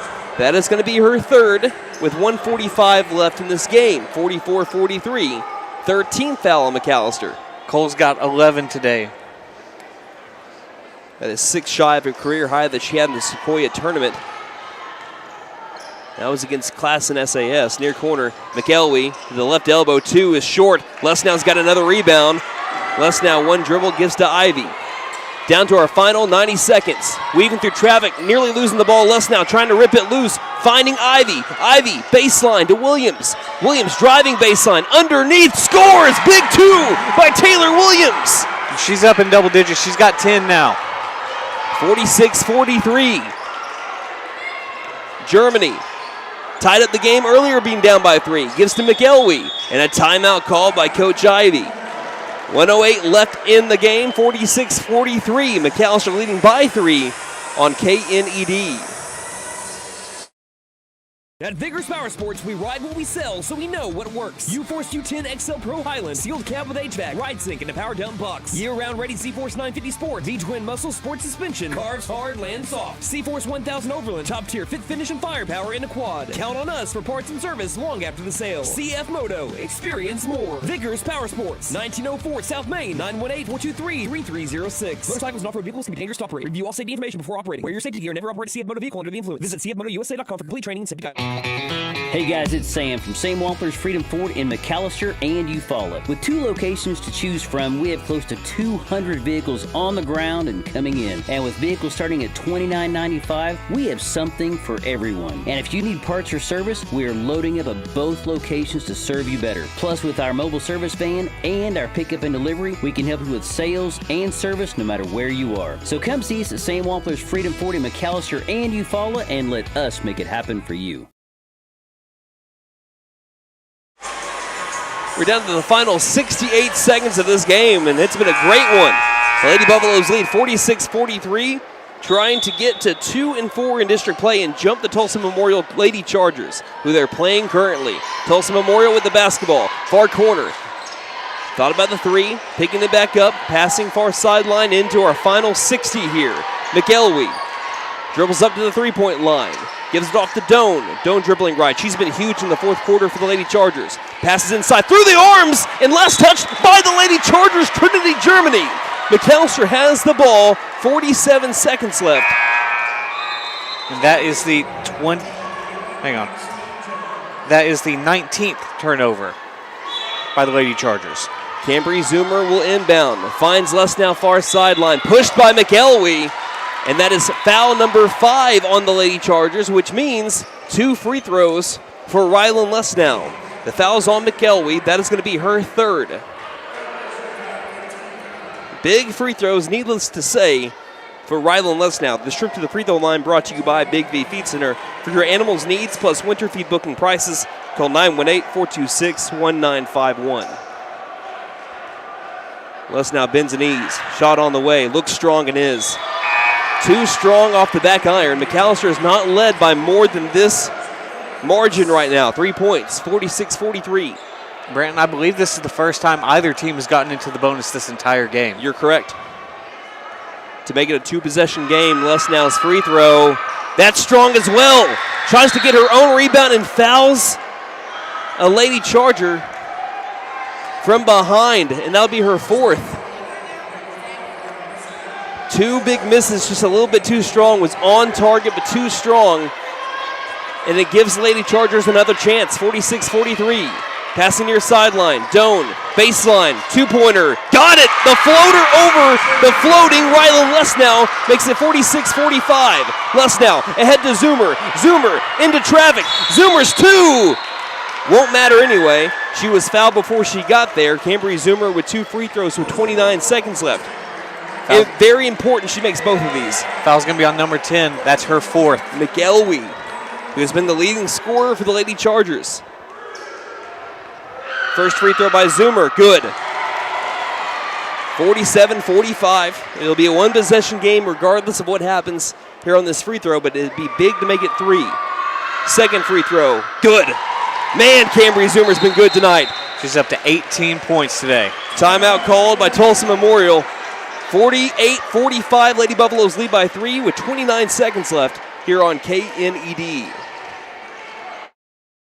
Ever notice how one thermostat can spark a full family debate? Dad cranks it down, Mom turns it up, and the kids, well, they just want it perfect for video games. That's when your HVAC system says, I'm done. And that's when we step in. To keep everyone comfortable and prevent the family from turning on each other. Because let's be honest, the dog shouldn't have to choose sides. Don't despair. Call Freeze and Flare Heat and Air. We're licensed, bonded, and insured. Mechanical license number 0014445. We had an overtime classic at the MAC back in 2025. Here in 2026, it's shaping up to be another one here at Veterans Arena. 48-45, the Lady Buffaloes lead by 3. Looking to push away the Tulsa Memorial Lady Chargers in what has been just a back-and-forth game for the entirety of it. Inbound to Germany. 28 seconds. Here we go. Germany stops, lobs to Doan. Doan back to Germany. 22 seconds. Looking left, tipped by Zoomer, out of bounds. Staying with Tulsa Memorial with 19.8. Near sideline inbound coming up from Jalen Doan. Gives it to Germany, 17 seconds. This might be their final possession. Far corner bounce pass to McElwee. To Doan, left wing. Doan drives, two-pointer. No good, but she is fouled with 9.4 left. If that one would have went in, this place would have erupted. Fouls on Mila Cole, her second. And now both teams are in the bonus. Jalen Doan with big free throws on the way. In a quiet gym, bends the knees. First shot is up and no good. Memorial 5 of 8 from the free throw line today. Lady Buffs got a box out and rebound. They put both Mila Cole and Rylan Lesnow on their tallest player, Jordan Gilton, on that far side. Second free throw in a 3-point game. Doan's ball's up. Doan's ball is made. 2-point game, 48-46. Inbound, Zoomer. Zoomer, 7 seconds. Near sideline, she's pushed with 6.2. You got to feel like if Zoomer can get them both, it's ball game. I'm going to knock on some wood there for you, buddy. I'm not saying she's going to. I'm saying that I feel like if she was, and by the way, that's foul number 5 on Addison Jones. Even one made free throw keeps Tulsa Memorial in this.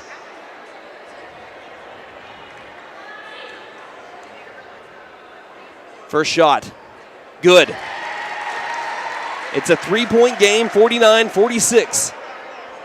Both teams have a timeout apiece. Zoomer's free throw, in and out. Rebounded, 5 seconds, gotta have a 3. 3 seconds, drop the ball, 2 seconds. And a timeout called with 0.8. A timeout called with 0.8.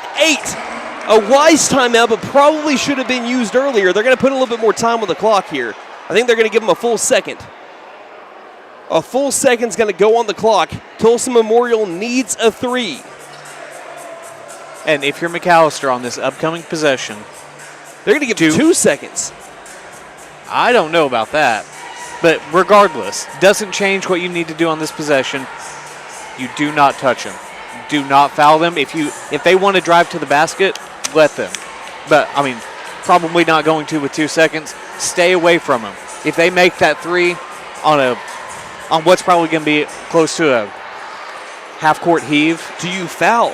I mean, before the inbound, do you foul? As long as that's not an intentional foul where they would get 2 free throws and the ball immediately after, I would do that. You foul before the inbound and don't make it intentional. Yeah. And you send them to the line with 2 seconds left.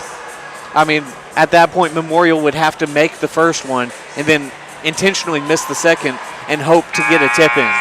I think you foul. But again, obviously, we're not coaches. We're not coaches.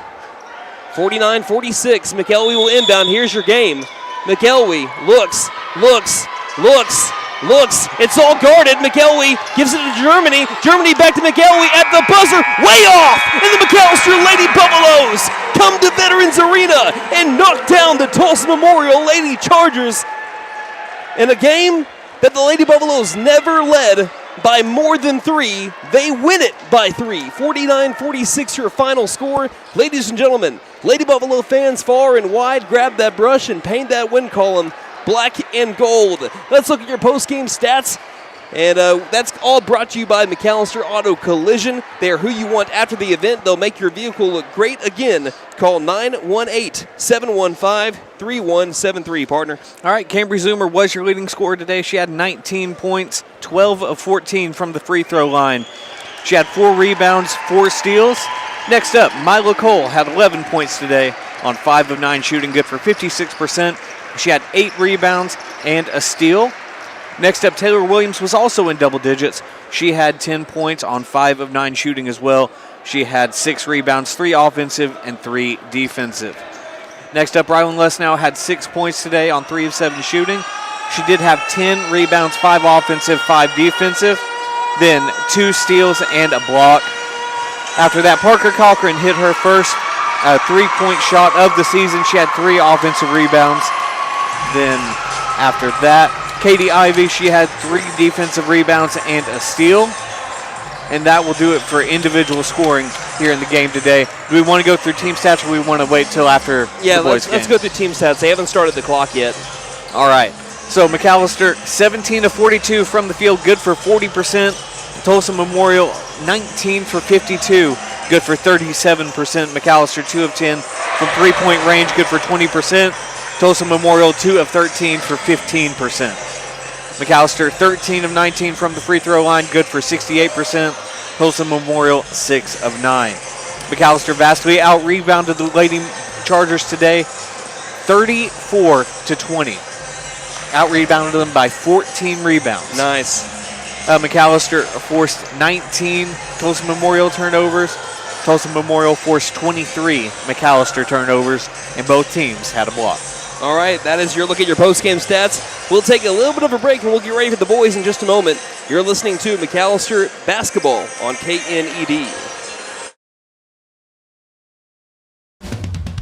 Let's suppose you had a traffic accident. What do you do next? Yes, calling 911 might be a good idea. You'll also want to call your insurance agent. You know all that, but who would you call for repairs? Making that decision in advance is always wise. Ask friends and acquaintances. The name Buck Wilson is sure to come up time and again. They have the expertise, the equipment, and use only the best replacement parts. Buck Wilson Frame and Body Shop, 103 East Oklahoma in McAlester.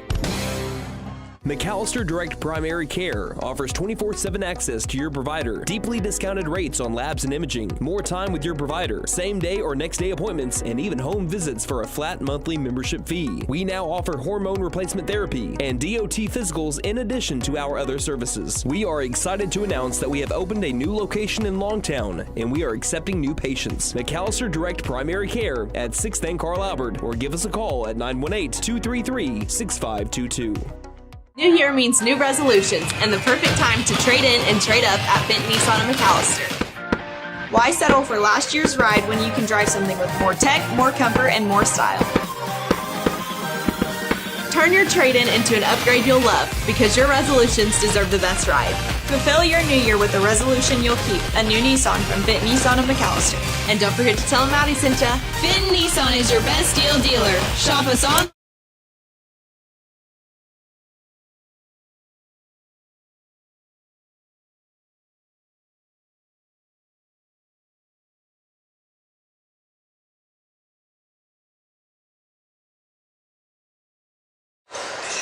All right, so welcome back to Veterans Arena here at the home of the Tulsa Memorial Chargers, where the McAlester Lady Buffaloes won a heart thumper, 49-46, the final score, to improve to 2-4 in district play into number 5 in the 5A4 standings. Now let's preview the boys. The McAlester Buffaloes 8-4 on the season, led by head coach Lou Dawkins. The Buffaloes have won 5 out of their last 6, and they finished 3rd in the Primus Moore Invitational behind an 89-83 win over Kit Prep, a 73-61 loss to Fort Gibson, and a 62-58 win over Muskogee. After a high-flying first game, Fort Gibson beat McAlester behind a 26-8 fourth quarter in a game where McAlester led by as many as 8 at one point. McAlester bounced back the next day over Coach Dawkins' former team, and despite giving up 22 offensive rebounds, 11 themselves, and 17 extra shot attempts, McAlester shot 15% better from the field to win by 4. Some high scorers are really just the notable contributors in their games in the Primus Moore Invitational. You had Rodney Washington, all-tournament team selection, 23.3 points per game on 43% shooting, 4.3 rebounds per game, and 7 steals. You also had Davian Pouncil with 13.7 points per game on 53% shooting, 9 rebounds per game, and 8 steals. Brandon Smith, 12.7 points per game on 33% shooting and 6 steals. And Caven Hill, 9.7 points per game on 57% shooting, 8 rebounds per game. And we really like what we saw from him in the Primus Moore Invitational. And if he continues to grow like he did in that 3-day tournament, McAlester, that just opens up a whole new, not just offense, dynamic offense, but also defense for the Buffaloes moving forward with this young team. All right, now let's take a look at the Tulsa Memorial Chargers. What can you say about them? They're 11-2 on the season, led by legendary head coach Bobby Allison in his 13th season. 5-time state champion with Memorial in 14, 17, 18, 19, and 22. If you heard me right, that was a three-peat there as well from 17 to 19. Tulsa Memorial, he's won half of their state titles for them. 10 state titles, which is the 5th most in OK Prep's history, and they've gone to 34 state tournaments, including last year when they went 25-5. A lot of people have said, oh, Tulsa Memorial's going to take a little bit of a break, right? No, they went 25-5, lost a lot in 60-46 in the state semifinals. They were runner-ups in the Great Plains Invitational, and they were Roper Tournament champions as well.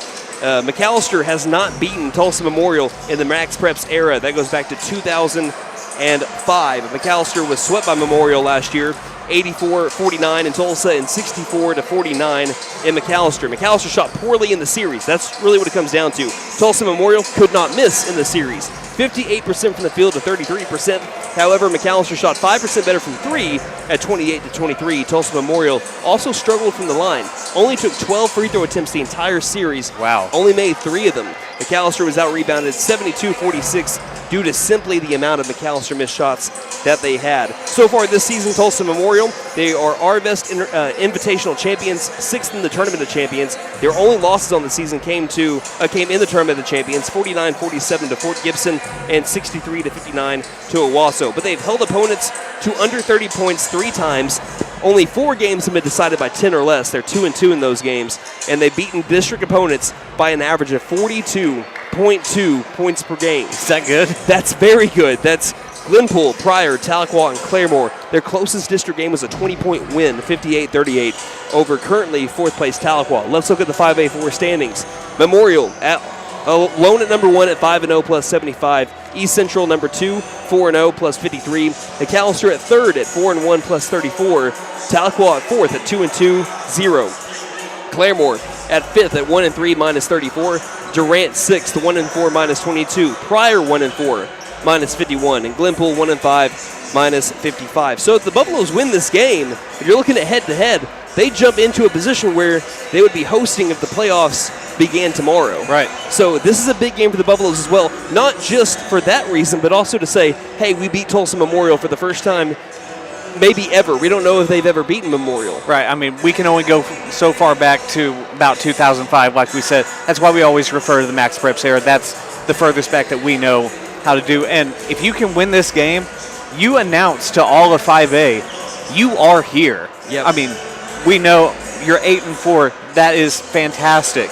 One of the best starts we've seen McAlester have in a very long time. But if you beat this Tulsa Memorial team, who is very much a favorite to go to the state tournament, you announce your presence to the rest of 5A, saying we're here and we are not going anywhere. And if they're going to do it, they're going to have to beat players like Isaiah Garrett, who's averaging 14 points per game and 9.2 rebounds per game, nearly averaging a double-double. Also, number 15, Jarius Bossel, has 15.9 a game.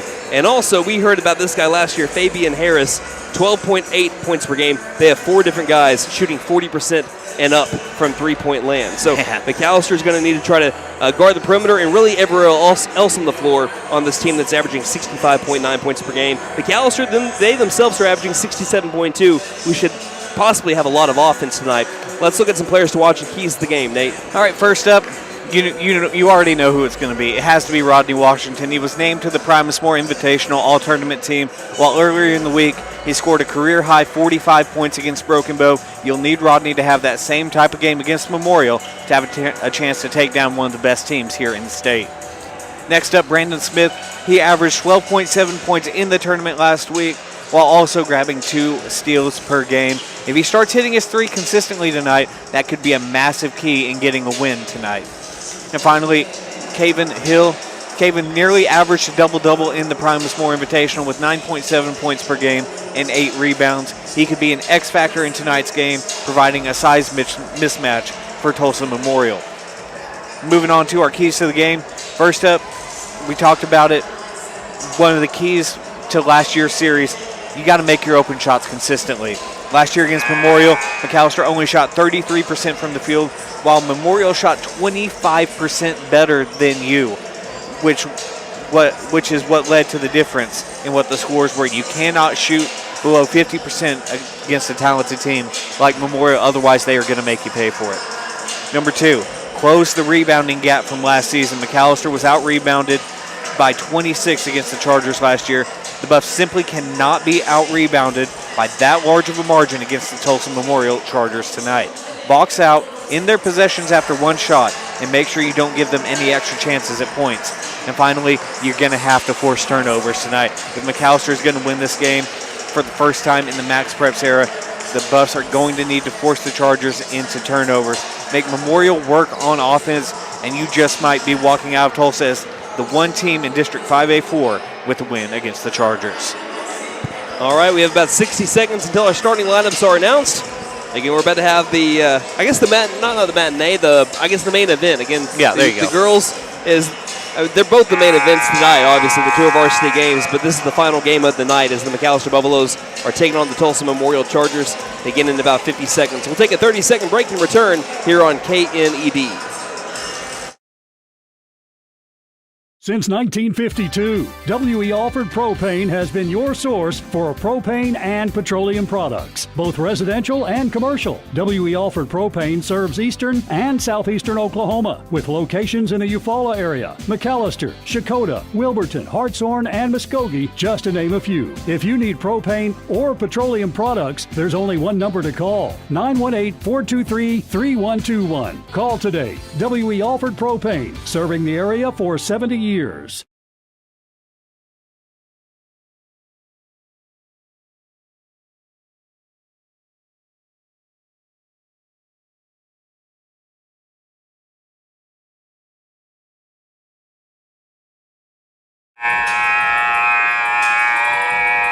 That buzzer means it's about time for basketball in T-Town. The McAlester Buffaloes at 8-4, the Tulsa Memorial Chargers at 11-2. A chance for McAlester to jump into the top two of the 5A4 standings. A chance for the Tulsa Memorial Chargers to continue to have their dominance shown on display. And one more chance for McAlester, as Nate mentioned in the pregame show, a chance to announce your presence possibly with this McAlester Buffalo team in what would be, I keep on saying it, Coach Dawkins keeps on finding a little bit more statement wins here in his first year with the McAlester Buffaloes. And if he were to win this one, it would be undoubtedly the statement win of the regular season for the McAlester Buffaloes.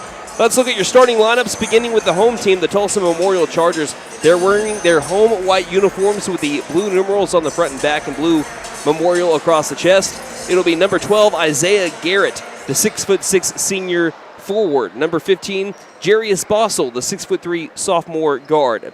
Number 21, Sean King, the 6'1" senior guard. Number 22, Fabian Harris, the 6'3" senior guard. And number 35, Jay Oates, the 6'4" senior forward. If you're wondering why some of these names sound familiar, it's not just because we played them twice last year. Some transfers came over from Will Rogers. Right. And they are playing on this Charger team. Some of the best players that Will Rogers had to offer have come over to play here for Tulsa Memorial. And so McAlester gets to face a lot more familiar faces than just the two games against Tulsa Memorial from a season ago.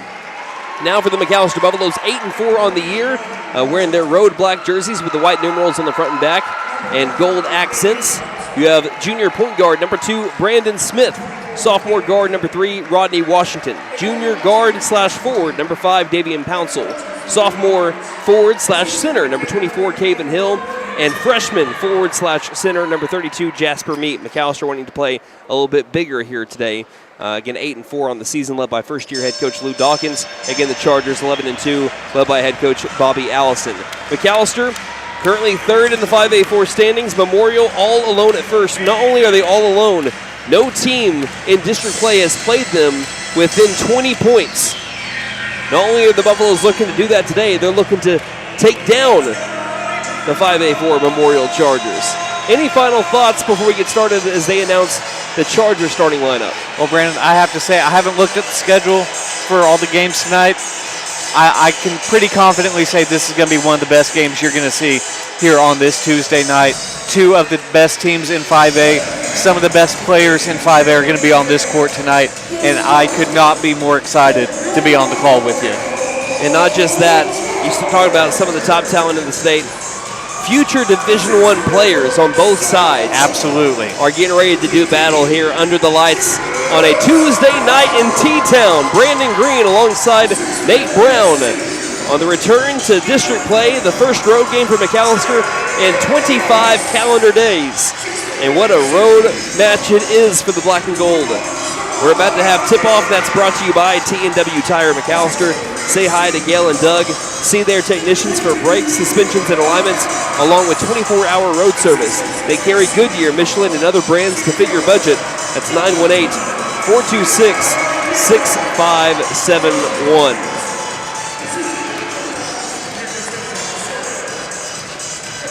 So the starting lineups have just been announced. Coach Dawkins returning over to his group. Some final words of encouragement, same way for Coach Allison and his team.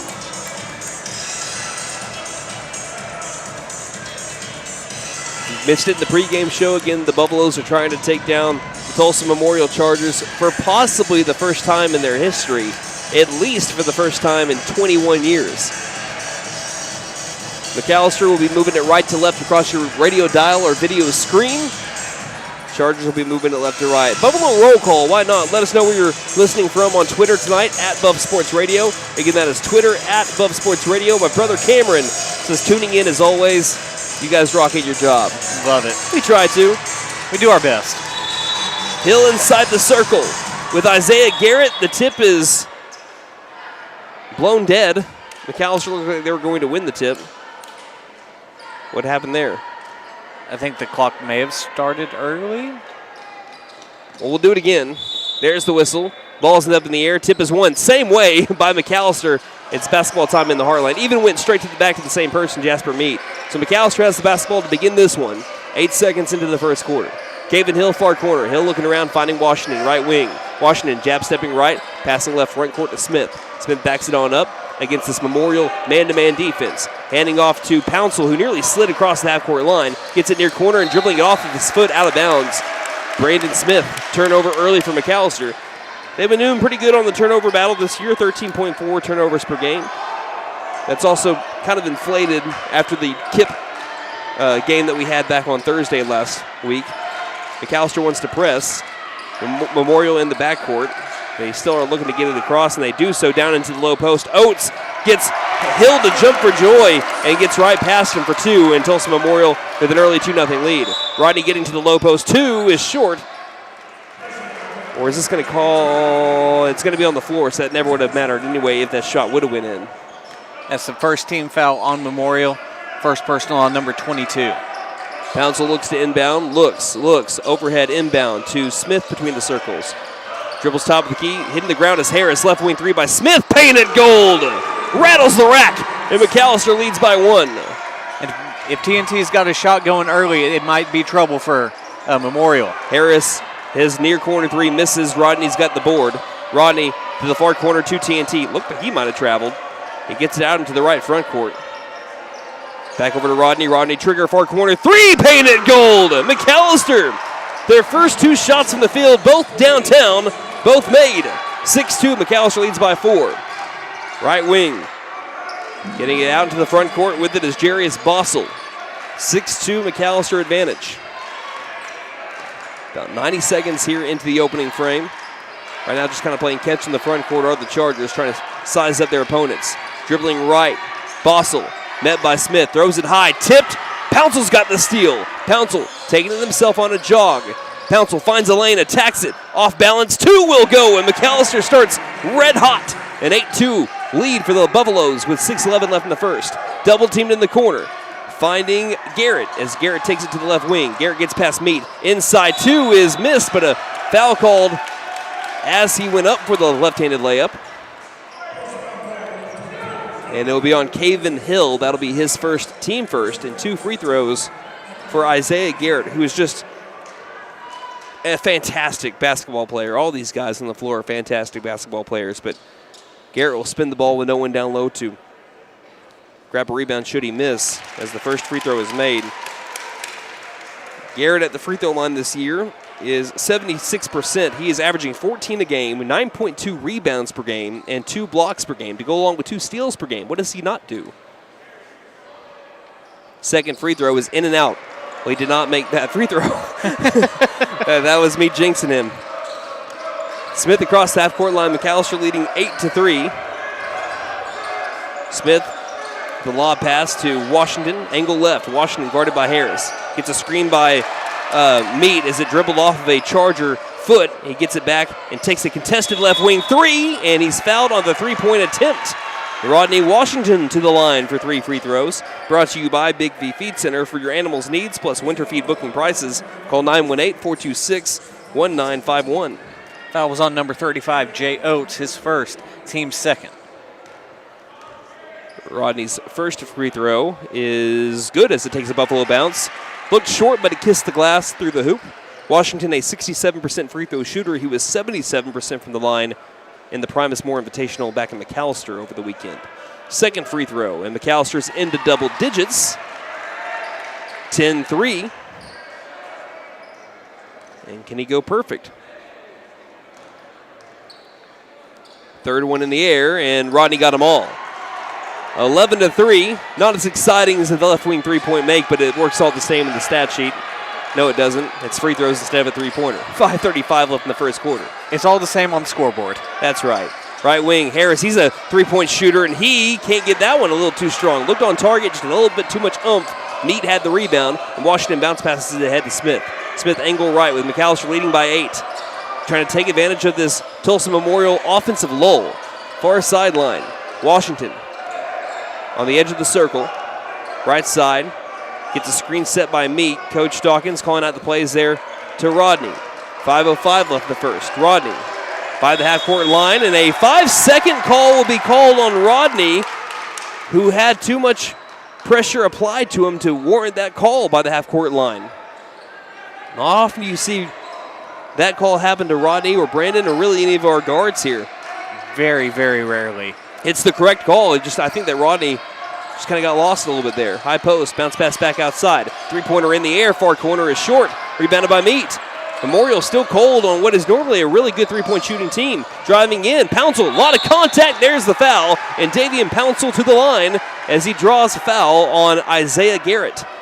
That'll be the team third on Memorial. His first. Pouncil at the line this year, a 50% free throw shooter, was 57% at the line in the Primus Moore Invitational, where he averaged 13.7 a game. First free throw by Pouncil, bounces in. It is a 12-3 McAlester advantage. What a start for McAlester. I don't think you could have pictured a better start for McAlester here in this game.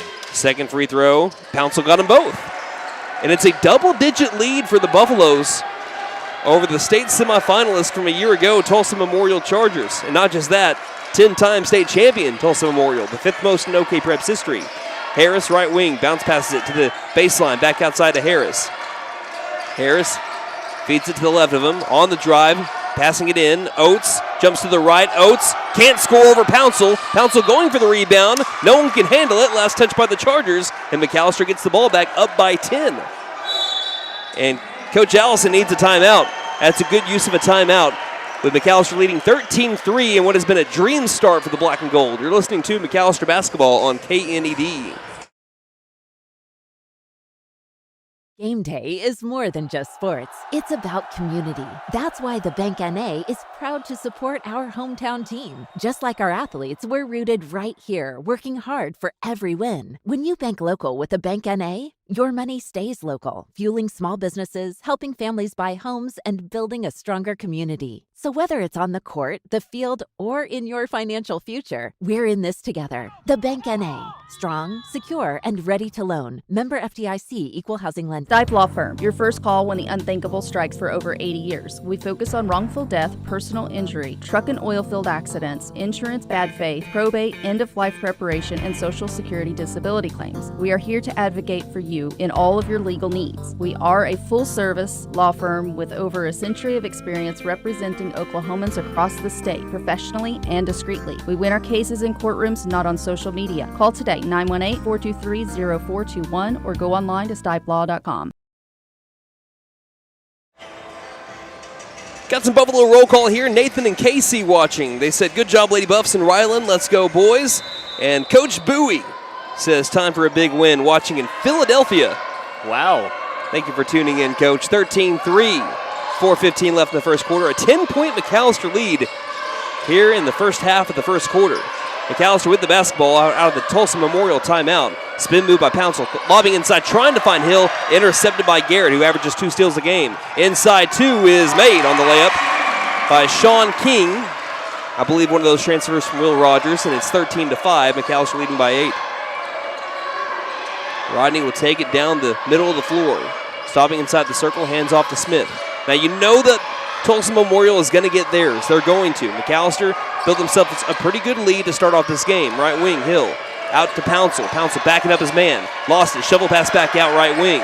Smith, spin move, right elbow. Shot is blocked by Sean King, who just had that last layup. And that is the first miss from the field for McAlester. Garrett dribbles to the free throw line. Back outside straight away to King. King feeds it right side to Bossel. Bossel jump stops in the paint. What a move right past Rodney. Amazing play by Jarius Bossel. And it's 13-7. I told you they're going to get theirs. A quick 4 points out of the timeout called by Coach Allison. And again, you just have to bear with this. Opposite of the screen, step back, left wing 3. Looks good, it's short. Rodney will get his own rebound. Goes in baseline. Gets it inside for Hill. Hill's shot is too strong. Fighting for it, Jasper Mead's got it. Late whistle here. I've been kind of late with the whistle here, but I think that is the correct call. It's going to be on Rodney. You were nearly getting that rebounded Mead by the time that whistle was blown. Yeah. And that's on Rodney. That's his first, team second. McAlester leading by 6. What a use of a timeout by Coach Allison, man. Again, there's a reason why the guy has won 5 state championships with Tulsa Memorial. He knew exactly when to do it, and now his team has the momentum, scoring the last 4, trying to get more. Outside, far corner, back out left wing. McAllister's offense has gone a little cold since that timeout, baseline. King, back outside left wing on the drive, stopping left elbow, back outside near corner. Garrett was open, instead pumps and gets the top of the key. Contested 3 is good by Jarius Bossel. A quick 7 points makes it a 13-10 game, and it's imperative for McAlester to end this drive quickly. Right wing, Smith. Look at, he's split to the low post, can't score. Pouncil can't put it back in. And Meat and there's another late whistle. It is going to be on Jasper Meat, and again, I do think it's the correct call, but they're making sure that they take their time to analyze everything here. And Meat was about to go back up with a shot by the time that the whistle was blown, but that's going to be his first, team third. And Memorial has a chance to go on a 9 or 10. Is that hit with the kids yet? 9-10? Like 6-7? 8-9. They have a chance to go on a 9 or 10-0 run here on this possession. Right wing King inside, make it 9! Double-handed slam by Isaiah Garrett. And all of a sudden you blinked and it's a 1-point game. 1:55 left in the first. 13-12. Rodney inside the circle. Gets a screen by Meat and dribbles left. Looks back door, Meat doesn't come open. Passes right wing to Pouncil. Pouncil inside to Hill. Hill backing up his man, and there's going to be a blocking foul called in the low post. He was still shuffling his feet, number 30, Caleb Jackson. Memorial fans won't like it, but again, as you're backing up with them, as you move in your feet, and there was no forcible contact, I believe, by Hill, who tried to get closer into the paint. Pouncil looks on the inbound, right at the glass. Overhead, contested, finding Rodney, looking like that wide receiver he is. Just hovers in midair. Stops at the free throw line, and an offensive foul called on Rodney as Harris hit the deck. And they say that Rodney created separation as Harris went flying. And that's the second on Rodney. And it looks like Jacoby Boyd's going to check in at the next stoppage. If I had to, well, now Boyd's coming right back to the bench. 90 seconds left here in the first quarter. It's big that Rodney doesn't pick up a third here. Harris, sharpshooter straight away, made it. Again, he's going to make those threes. And Coach Dawkins has to call a timeout. Again, looking at Fabian Harris on the season, the kid is a 45% three-point shooter. A lot of people don't shoot that from the field. 15-13, Tulsa Memorial has gone on a 12-0 run. We'll take a 30-second timeout and be back on KNED. At Vigorous Power Sports, we ride what we sell, so we know what works. U-Force U10 XL Pro Highland, sealed cab with HVAC, ride sync, and a power dump box. Year-round ready C-Force 950 Sport, V-Twin Muscle Sport Suspension, carves hard, lands soft. C-Force 1000 Overland, top tier fit finish and firepower in a quad. Count on us for parts and service long after the sale. CF Moto, experience more. Vigorous Power Sports, 1904 South Main, 918-423-3306. Motorcycles and off-road vehicles can be dangerous to operate. Review all safety information before operating. Wear your safety gear and never operate a CF Moto vehicle under the influence. Visit cfmotousa.com for complete training and safety guidelines. McAlester had a great start to this game, and Coach Allison called the timeout. And since that timeout, it's been a 12-0 run for the Tulsa Memorial Chargers. McAlester needed a timeout of their own, and they nearly turned the ball over, and they do so. On the press by the Chargers, Sean King, reverse layup is missed, but he's fouled. Rodney has to take a seat. Again, he had those 2 fouls. Jacoby Boyd came in for him. Foul's going to be on Hill, and that's his second. And the run can continue here for the Chargers with Sean King back at the charity stripe. And that is the 5th team foul on McAlester, so Memorial will be in the bonus for the final 73 seconds. A foul by either team will result in free throws as King makes the first one. Memorial 2 of 3 from the free throw line right now. A 13-0 run. After the hot start that the Buffaloes had, Coach Dawkins' game plan for the first 4 minutes went perfectly. King misses the second free throw. Hill got the board. McAlester trying to navigate this final 60 seconds without Mr. Washington. Pass left elbow. Baseline to Boyd. Back outside to Smith. Smith double team in the front court. Back inside to Meat. Meat. Got to give it up. Keeping that ball low. Begins his dribble. Muscles his way inside. Can't score. Offensive board, Jacoby Boyd trying to wrestle it loose. There'll be a tie ball here, and it's possession arrow, Tulsa Memorial. So that'll go down as a defensive rebound. McAlester has not scored in the last 3 minutes of game action after scoring 13 in their first 4. Rodney getting ready to check back in, and McAlester gets the ball in the final 42 seconds. Right wing driving towards the rim, right past a man, making the shot is Jarius Bossel, and it's 18-13. 15-0 run. Pouncil, left wing, near corner to Boyd. Boyd nearly traveled. Backed over to Pouncil. Pouncil going baseline, past the man. Pouncil ends the run. It makes it an 18-15 game. McAlester desperately needed that bucket. Pouncil's got 6 here in the first quarter. 13 seconds. Last possession here for the Chargers. Bossel, straight away, guarded by Pouncil, off a screen. Steps into a top of the key 3 that's airballed with 2.6 seconds left in the first. And after everything that's happened in this quarter, it's been a tale of 2 halves of a quarter. McAllister's the first 4. They led 13-3, and now since then it's been 15-2. Smith, 2 seconds, 3/4 court heave at the buzzer is off the backboard.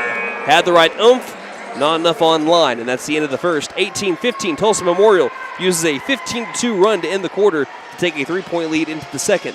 You're listening to McAlester Basketball on KNED.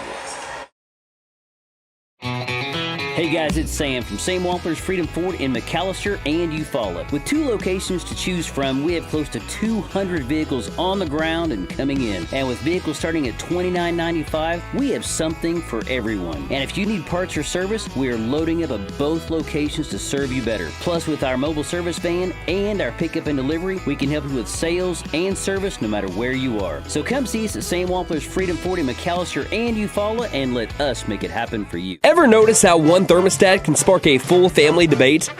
Dad cranks it down, mom turns it up, and the kids, well, they just want it perfect for video games. That's when your HVAC system says, I'm done. And that's when we step in to keep everyone comfortable and prevent the family from turning on each other. Because let's be honest, the dog shouldn't have to choose sides. Don't despair. Call Freeze and Flare Heat and Air. We're licensed, bonded, and insured. Mechanical license number 0014445.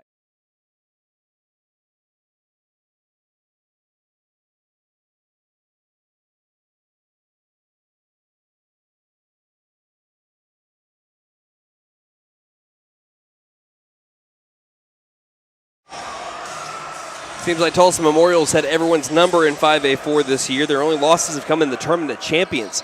McAlester had their number in the first 4 minutes, but Tulsa Memorial used a big end to the first quarter for an 18-15 beginning of the second quarter lead. Rodney Washington has the ball, receiving it from Brandon Smith. High post, Davian Pouncil. McAlester with it on the left side, the half-court line for those on radio. Moscato passes to Washington deep in the front court. Over to Brandon on the opposite side. Brandon begins his dribble, shovel pass far sideline in front of the Memorial bench to Pouncil. Moscato again newly inserted into the game for the first minutes of the day for him. Gives to Smith, far sideline, in front of the scores table. Smith passes to Moscato, left wing.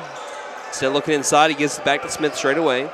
2-3 zone defense by the Chargers.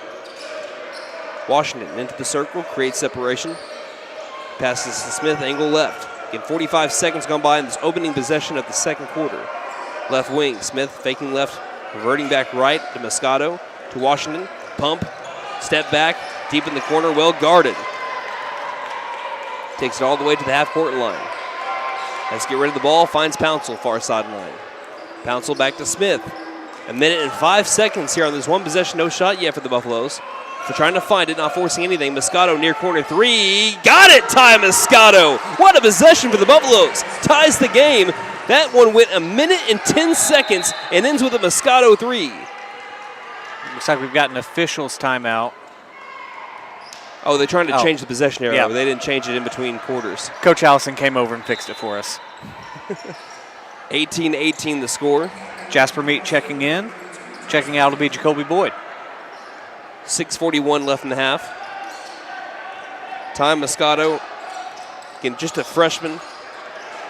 That's going to up his three-point percentage on the season, which is now plus 30%. 90 seconds into the first half. First possession for the Chargers.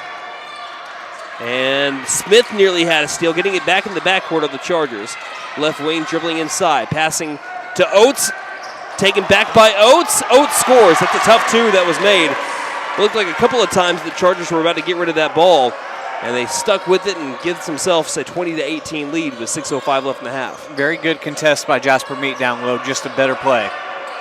Smith off a screen by Meat, dribbles left front court, passing over to Pouncil, far sideline. Pouncil feeds to Moscato. Moscato trying to work past a man, well guarded by Jamarian Roan. Rodney currently with it inside the circle. Plenty of distance right now to not start the countdown. Now Rodney stops, takes a long two, got it! With a foot in front of the three-point line, ties the game 20-20. Rodney's got 8 early on 3 shots. Seeing 20/20 vision here in Tulsa, 5:30 left in the first half. Roan getting nearly a whole new 5, except for the exception of a couple here for the Chargers, I believe. Right wing Garrett trying to drive on Rodney into the paint. Jump stops, bounce passes low to Oates. Oates and one. Jasper Meat fouls Jay Oates and a chance at the three-point play.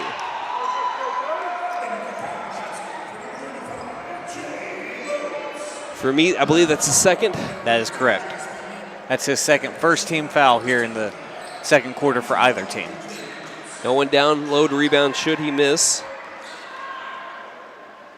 Oates 86% from the line on the year. Jacoby Boyd getting ready to check in after this free throw.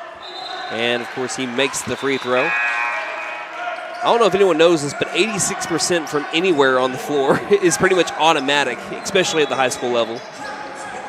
So Meat comes out in Jacoby Boyd. And McAlester is going to run with a little bit of a smaller lineup here. Pouncil, right front court, feeds to Smith far sideline in a three-point game. Smith to the high post, back outside. Pouncil quickly back to Smith in the circle. Smith getting guarded up on now by Bossel. Inside, Pouncil drives. Pouncil scores!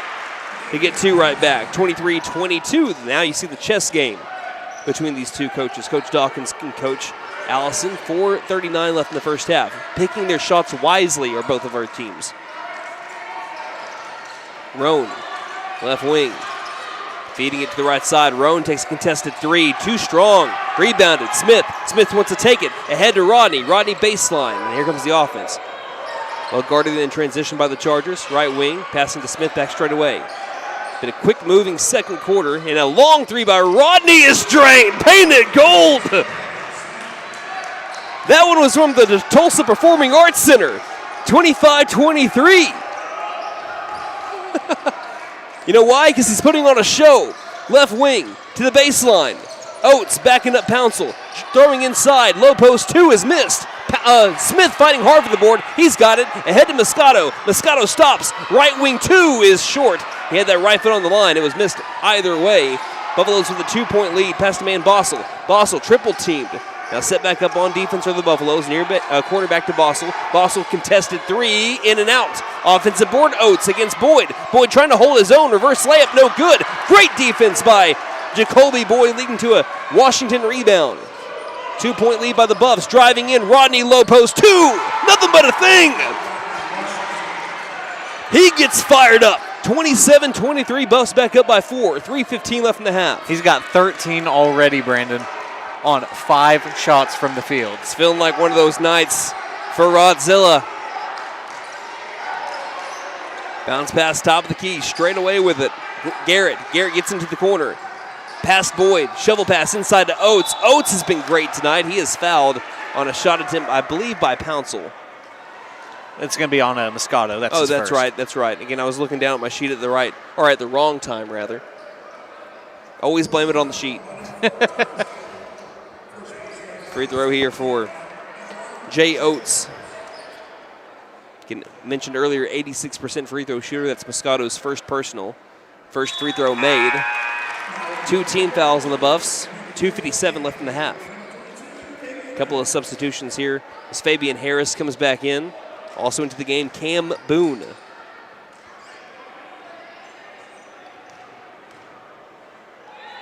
Second free throw, good as well. He's a perfect 3 of 3 from the line tonight. 27-25, 2:55 left in the half. Buffaloes lead by a bucket. Lead by 2 as number 2, Brandon Smith, works in the front court. Guarded by Harris, passing to Moscato, angle right. Moscato dribbles it with the left hand, back to the straightaway mark. Closing in on that half-court line, nearly went over that half-court line, but is able to find Rodney. Rodney in front of the scores table, lobbing to Smith. Smith left wing. Reverses direction. Behind the back dribble, between the legs dribble. Gets into the half-court line, lost the ball, gathers it back, got to get rid of it, tries to find Rodney, does so, and Rodney's fouled at the half-court line by Fabian Harris. That's the first team foul by Tulsa Memorial, coming with 2:22 left in the second. That's going to be his second. Harris's second personal. Moscato inbounds Rodney, near corner. Loosely double team, bounce pass Moscato. Moscato bounce pass to Smith. Long straightaway three, off kilter. Flying high, foul called first. We'll see if it's on Pouncil or off ball Moscato. I think it's going to be on Moscato as well. It will be. That is his second. Moscato standing at 6 foot tall, still half an inch taller than me, but I just usually say I'm 6 foot anyway. But again, compared to the rest of the guys on the floor, just doesn't have that same size advantage, so he has to work a little bit harder. And sometimes you're just going to get called for those fouls when you're trying to fight for your team. Well, what happened, he was down on the court after trying to get that rebound and just made a little contact with the shooter. Top of the key, passing near corner, three-pointer in the air that's missed by Oates, rebounded by Smith along the baseline. Under 2 minutes left in the first half in a 2-point game. Moscato gets the far corner to Rodney, right wing. Rodney lost the ball, diving for it, and still having it without going out of bounds with Sean King, and a quick timeout by Coach Allison will keep the possession for the Chargers. 1:48 left in the half and a 27-25 McAlester lead on KNED.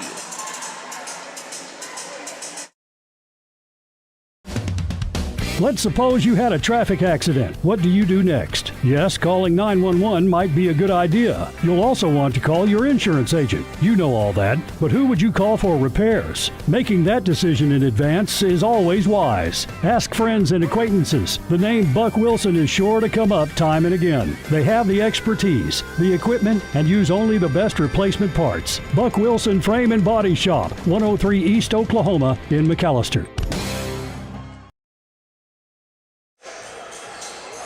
So now Coach Allison has 3 timeouts remaining. Coach Dawkins with 4.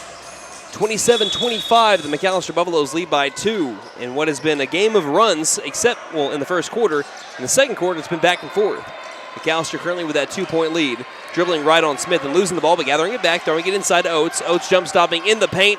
Oates' 2 ties the game from the right block, and Oates has been on fire. Memorial shooting 50% from the field, 10 of 20. Now we know Oates is one of those Will Rogers transfers because he tore us up last year. Yes, he did. Outside, Rodney tries to retake the lead. Rodney can't get it. A little bit too strong. Looked good up until it wasn't.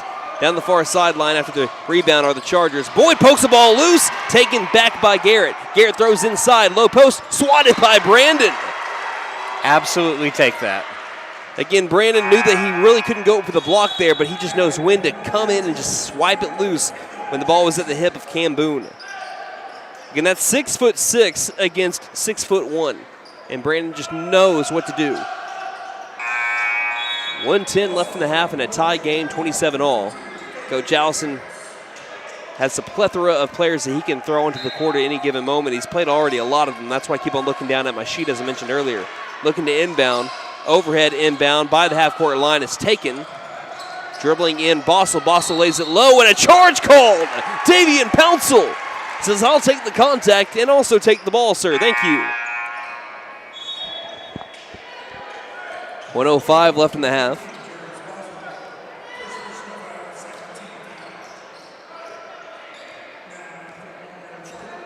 Foul's going to be on number 15 for Memorial. That's his his first. That is Bossel. That is the team second. 65 seconds left in the half. We've had a couple of great games tonight. We really have. Well worth the price of admission. Smith in the backcourt. 60 seconds left in the half. Smith takes it across, hands to Rodney. Rodney off a screen by Boyd. Backpedals into the circle. Now a screen by Moscato, goes opposite of it. Stops right wing. Looks inside, no one's there. Tries to attack, jump, and stops inside the perimeter. Jump passes to Smith in the front court. 40 seconds left in the half. Smith showing off the handles against Caleb Jackson. Throws inside to Boyd. Boyd back outside, traveled first off that right block. And gives the ball back to the Chargers. And I would have to imagine Memorial's probably going to try and hold for the last shot here. With how fast the Chargers can score, though, I would not be surprised if they maybe try to get a couple of possessions if they can also do something on defense. But as you mentioned, you're looking at number 21, Sean King. He's putting a one up in the air that very well possibly means last shot here. 15 seconds. Throw inside, baseline, tough two, got it. From nearly behind the backboard, Isaiah Garrett jumps into position to give the Chargers a 2-point lead. 5 seconds left. Rodney, 4 seconds, 3 seconds, 2 seconds, 1. Got to get rid of it. It's good if it goes, and it doesn't go. And it's the Chargers with a 2-point lead as we head to the locker room. 29-27 the score. We'll take a break and we'll look at your halftime stats when we return to Veterans Arena in Tulsa, Oklahoma on KNED. McAlester Direct Primary Care offers 24/7 access to your provider, deeply discounted rates on labs and imaging, more time with your provider, same day or next day appointments, and even home visits for a flat monthly membership fee. We now offer hormone replacement therapy and DOT physicals in addition to our other services. We are excited to announce that we have opened a new location in Longtown, and we are accepting new patients. McAlester Direct Primary Care at 6th and Carl Albert, or give us a call at 918-233-6522. New year means new resolutions and the perfect time to trade in and trade up at Benton Nissan of McAlester. Why settle for last year's ride when you can drive something with more tech, more comfort, and more style? Turn your trade-in into an upgrade you'll love because your resolutions deserve the best ride. Fulfill your new year with a resolution you'll keep, a new Nissan from Benton Nissan of McAlester. And don't forget to tell them Maddie sent ya. Benton Nissan is your best deal dealer. Shop us online now at bentonnissan.com. Since 1952, W.E. Alford Propane has been your source for propane and petroleum products, both residential and commercial. W.E. Alford Propane serves eastern and southeastern Oklahoma with locations in the Eufaula area, McAlester, Shakota, Wilburton, Hartshorn, and Muskogee, just to name a few. If you need propane or petroleum products, there's only one number to call, 918-423-3121. Call today. W.E. Alford Propane, serving the area for 70 years. Game day is more than just sports. It's about community. That's why the Bank NA is proud to support our hometown team. Just like our athletes, we're rooted right here, working hard for every win. When you bank local with the Bank NA, your money stays local, fueling small businesses, helping families buy homes, and building a stronger community. So whether it's on the court, the field, or in your financial future, we're in this together. The Bank NA. Strong, secure, and ready to loan. Member FDIC equal.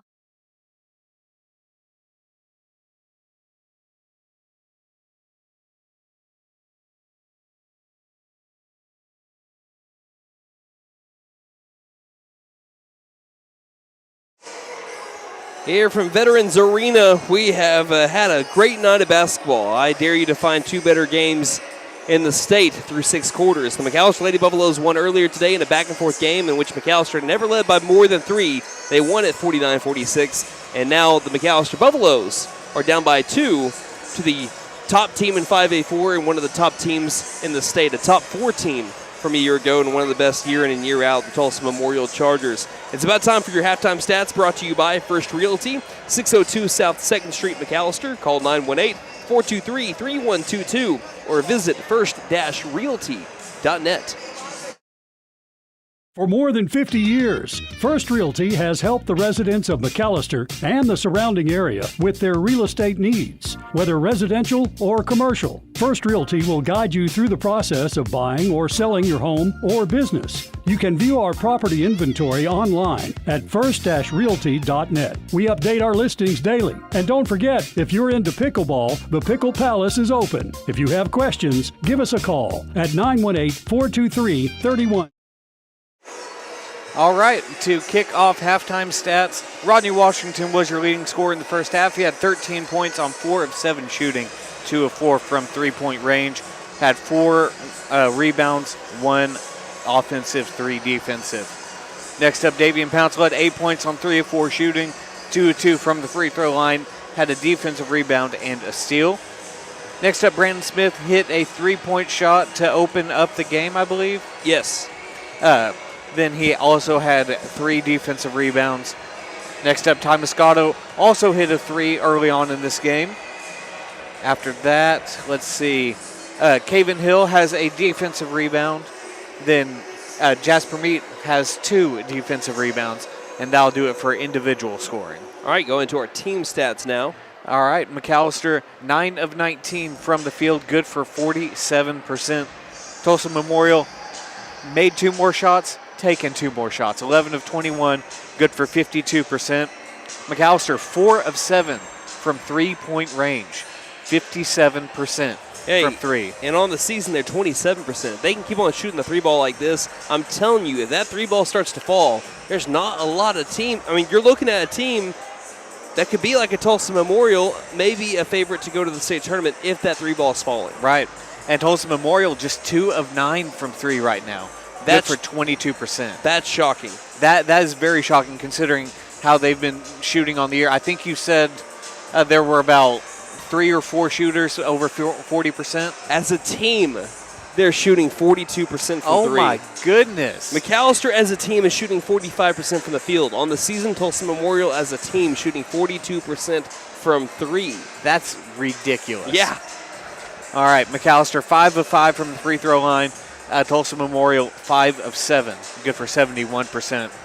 McAlester out-rebounding the Memorial Chargers 11-6, nearly doubling the Chargers. And that's what you were saying in the pregame show about how McAlester was heavily out-rebounded last year. They were out-rebounded by 26 in the series, right. So an average of 13 per game over that 2-game series.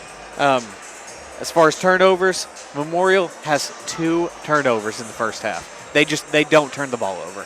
But McAlester, 8 turnovers. That's really helping Memorial stay in this game, along with, of course, the 52% from the field. Memorial staying in this game. They lead by 2, 29-27 at the break. But it's also what helped fueled that big 15-0 run that they had at the end of the first quarter. A lot of those points were also fueled off of McAlester turnovers. I don't feel like they were as prominent in the second quarter, but also that was when McAlester kept on answering back and forth to the Chargers that led to a 2-point game. This is really looking a whole lot like the girls' game. Even the flow, the score is very similar. I mean, it was a 1-point game in favor of the Chargers in the girls' game. It's a 2-point game in favor of the Chargers here in the boys' game. What can McAlester do in the second half to, surprise some people here in the state? Well, like we said, turnovers is probably the biggest thing that I'm noticing based off the stats. You don't want to turn the ball over 8 times, but I mean, you've turned the ball over 8 times, and you are only down 2 to one of the best teams in 5A. If you can cut down on those turnovers in the second half and maybe make Memorial make a couple mistakes, that could be the difference in coming back home 9-4 or 8-5. All right, 29-27. It's McAlester down by 2 at the break. We'll see how they come out of the locker room and attack the third quarter. Again, this is Brandon Green alongside Nate Brown. This broadcast brought to you by Sam Wampler's Freedom Ford, Freeze and Flare Heat and Air LLC, Buck Wilson Frame and Body Shop, McAlester Direct Primary Care, Fitton Nissan McAlester, WE Offered Propane, B-Bank & A, Stipe Law Firm, and Vigorous Power Sports. We're going to hear from them for about 2 minutes and then be back with third quarter action. Here from Veterans Arena in Tulsa, Oklahoma, on the campus of Tulsa Memorial High School on KNED. Game day is more than just sports. It's about community. That's why the Bank NA is proud to support our hometown team. Just like our athletes, we're rooted right here, working hard for every win. When you bank local with the Bank NA, your money stays local, fueling small businesses, helping families buy homes, and building a stronger community. So whether it's on the court, the field, or in your financial future, we're in this together. The Bank NA. Strong, secure, and ready to loan. Member FDIC, Equal Housing. Stipe Law Firm, your first call when the unthinkable strikes for over 80 years. We focus on wrongful death, personal injury, truck and oil field accidents, insurance bad faith, probate, end-of-life preparation, and Social Security disability claims. We are here to advocate for you in all of your legal needs. We are a full-service law firm with over a century of experience representing Oklahomans across the state, professionally and discreetly. We win our cases in courtrooms, not on social media. Call today, 918-423-0421, or go online to Stipe Law. At Vigorous Power Sports, we ride what we sell, so we know what works. U-Force U10 XL Pro Highland, sealed cab with HVAC, ride sync, and a power dump box. Year-round ready Z-Force 950 Sport, V-Twin Muscle Sport Suspension, carves hard, lands soft. C-Force 1000 Overland, top tier fit finish and firepower in a quad. Count on us for parts and service long after the sale. CF Moto, experience more. Vigorous Power Sports, 1904 South Main, 918-423-3306. Motorcycles and off-road vehicles can be dangerous to operate. Review all safety information before operating. Wear your safety gear and never operate a CF Moto vehicle under the influence. Visit cfmotousa.com for complete training and safety. Hey guys, it's Sam from Sam Wampler's Freedom Ford in McAlester and Eufaula. With 2 locations to choose from, we have close to 200 vehicles on the ground and coming in. And with vehicles starting at $29.95, we have something for everyone. And if you need parts or service, we are loading up at both locations to serve you better. Plus, with our mobile service van and our pickup and delivery, we can help you with sales and service no matter where you are. So come see us at Sam Wampler's Freedom Ford in McAlester and Eufaula and let us make it happen for you. Ever notice how one thermostat can spark a full family debate? Dad cranks it down, mom turns it up, and the kids, well, they just want it perfect for video games. That's when your HVAC system says, I'm done. And that's when we step in to keep everyone comfortable and prevent the family from turning on each other. Because let's be honest, the dog shouldn't have to choose sides. Don't despair. Call Freeze and Flare Heat and Air. We're licensed, bonded, and insured. Mechanical license number 0014445. Welcome back to action here, 29-27 as we begin the third quarter in flipping sides. Now Tulsa Memorial on the left side of your TV screen and radio dial. Down the low post, right away, 2 points by the Memorial Chargers. Working around the low post, Isaiah Garrett makes it a 31-27 game. 4-point lead for the Chargers. Left wing, Rodney steps into a 3. Got it, painted gold. Rodney Washington answers back. He's up to 16. 31-30. Inside the paint, floater is no good, too strong. Rebounded by Oates, second chance here for the Chargers. Handing it back off to Sean King by the half-court line. Passing left side to Bossel. Bossel past Pouncil into the low post. He scores. 33-30, 45 seconds into the third, and both offenses finding their groove again. Brandon Smith in the corner of the front court, passing left side to Rodney. Rodney attacking baseline, pulls up, long 2, airballed in the corner, fight for the ball. It's going to be the Chargers with Sean King getting it. 3-point Charger lead. King lost the handle, gathers it back straight away to Fabian Harris. Passing back top the key to Oates. Oates feeding far corner. King driving baseline. King passed a couple of players and scores on the right block. And that's the largest lead of the game for the Chargers. 35-30. 6:46 left in the third. Coach Dawkins wants a timeout. We'll take it with him here on KNED. At Vigorous Power Sports, we Let's suppose you had a traffic accident. What do you do next? Yes, calling 911 might be a good idea. You'll also want to call your insurance agent. You know all that, but who would you call for repairs? Making that decision in advance is always wise. Ask friends and acquaintances. The name Buck Wilson is sure to come up time and again. They have the expertise, the equipment, and use only the best replacement parts. Buck Wilson Frame and Body Shop, 103 East Oklahoma in McAlester.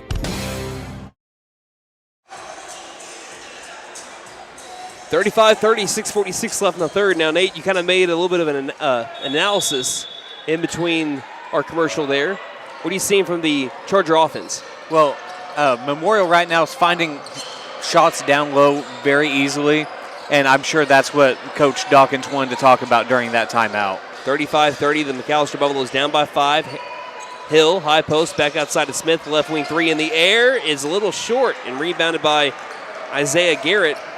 Chargers looking to continue what has been a hot start offensively for them in the third quarter. Let's see how McAlester fares in the low post where they struggled. Brandon Smith and Rodney Washington were in the low post here. They get it to Oates back outside. Top of the key, three-pointer in the air, and that one's off kilter. Meat fighting for the board, can't get it. Oat down low. Oates scores. Another shot from right next to the bucket that falls, and that's why they're shooting so high from the field on the year. It's just because of the distance of the shot that they're taking. They're finding a lot of open looks right by the basket. Right wing Smith, 37-30, McAlester down. Skipping it inside to Meat. Meat jump stopping, low post. Gets it back out straight away. Rodney left wing, fakes the pass left and dribbles left. Tries to go baseline, denied access. Walking the tightrope from behind the backboard, misses the shot. Smith's got the rebound in the corner. Second chance here for the Buffs. Working around the perimeter, all the way from the corner to the left wing. Smith trying to attack. Smith, floater, blocked shot, rising high, Isaiah Garrett.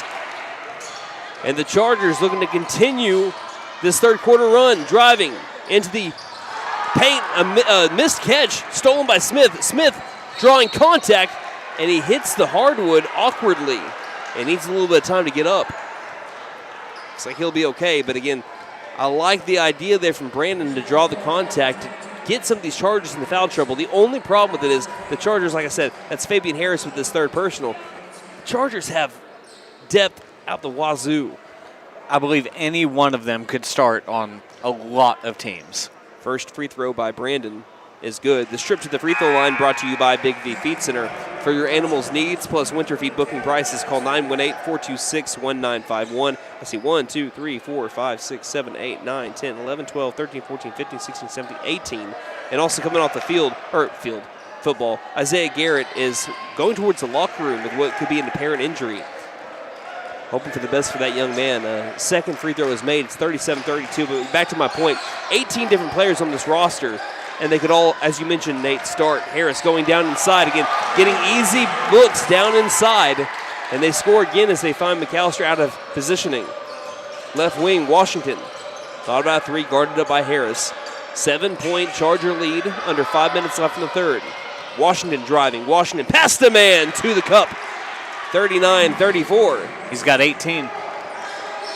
Feeding it near corner. Back left wing. Driving in. Back inside. Wide open. Jay Oates. It is wide open down in the low post. Nearly all their points coming from right by the basket. Smith standing inside that circle. Lobbing to Washington. Left wing. Rodney looking inside. Nothing's there.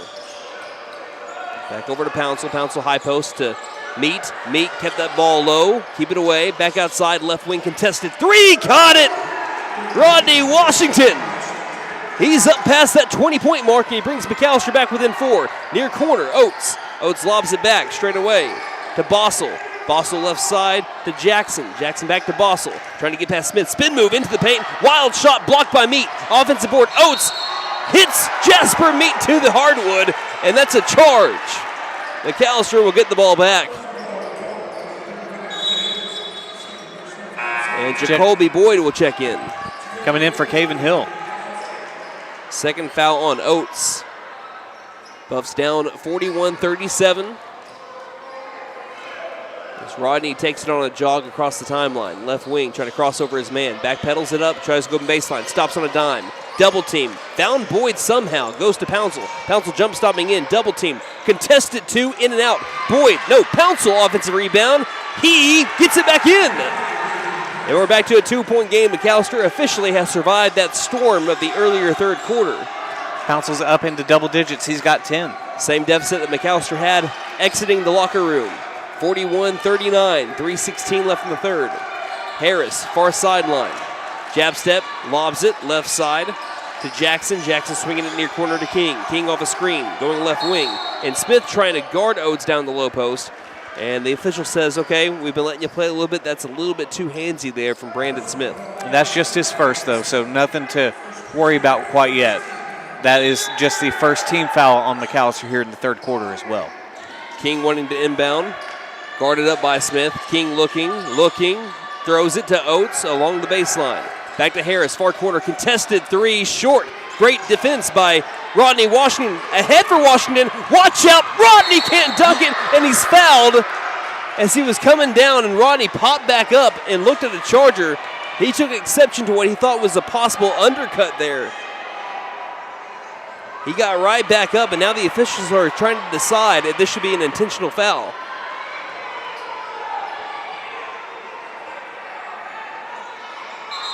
It is an intentional foul. They say that Washington got undercut on the dunk attempt, a hard foul by Jarius Bossel. And that means 2 free throws for Rodney and also the ball. And that's a dangerous play too, Brandon. Rodney's first free throw is no good, back ironed. Tulsa Memorial fans, they didn't like the call in the first place of being an intentional foul. And so I've heard at least 4 or 5 balls don't lie, but I think that's the correct call. I don't think that he meant any harm to Rodney, but at the same time, as the second free throw is made, that is a dangerous play. When 2, high-performing athletes go on a dunk attempt and then a block attempt like that. I mean, we've seen some scary stuff on a play similar to that. Yeah. Inbound, far corner. Rodney wants the three. Rodney is feeling it! Gives McAlester the lead on the 3 ball, and he's up to 25 points. Partner, it's 2:45 left in the third. It has been a fantastic day. Rodney's one of those guys where if you talk a little bit, or if you feel like as Jasper Meats got the steal, ahead to Rodney, second chance for the tomahawk! Rodney Washington bring the house down! 45-41, Buffs up by 4. He's gonna get his 27 points, near corner.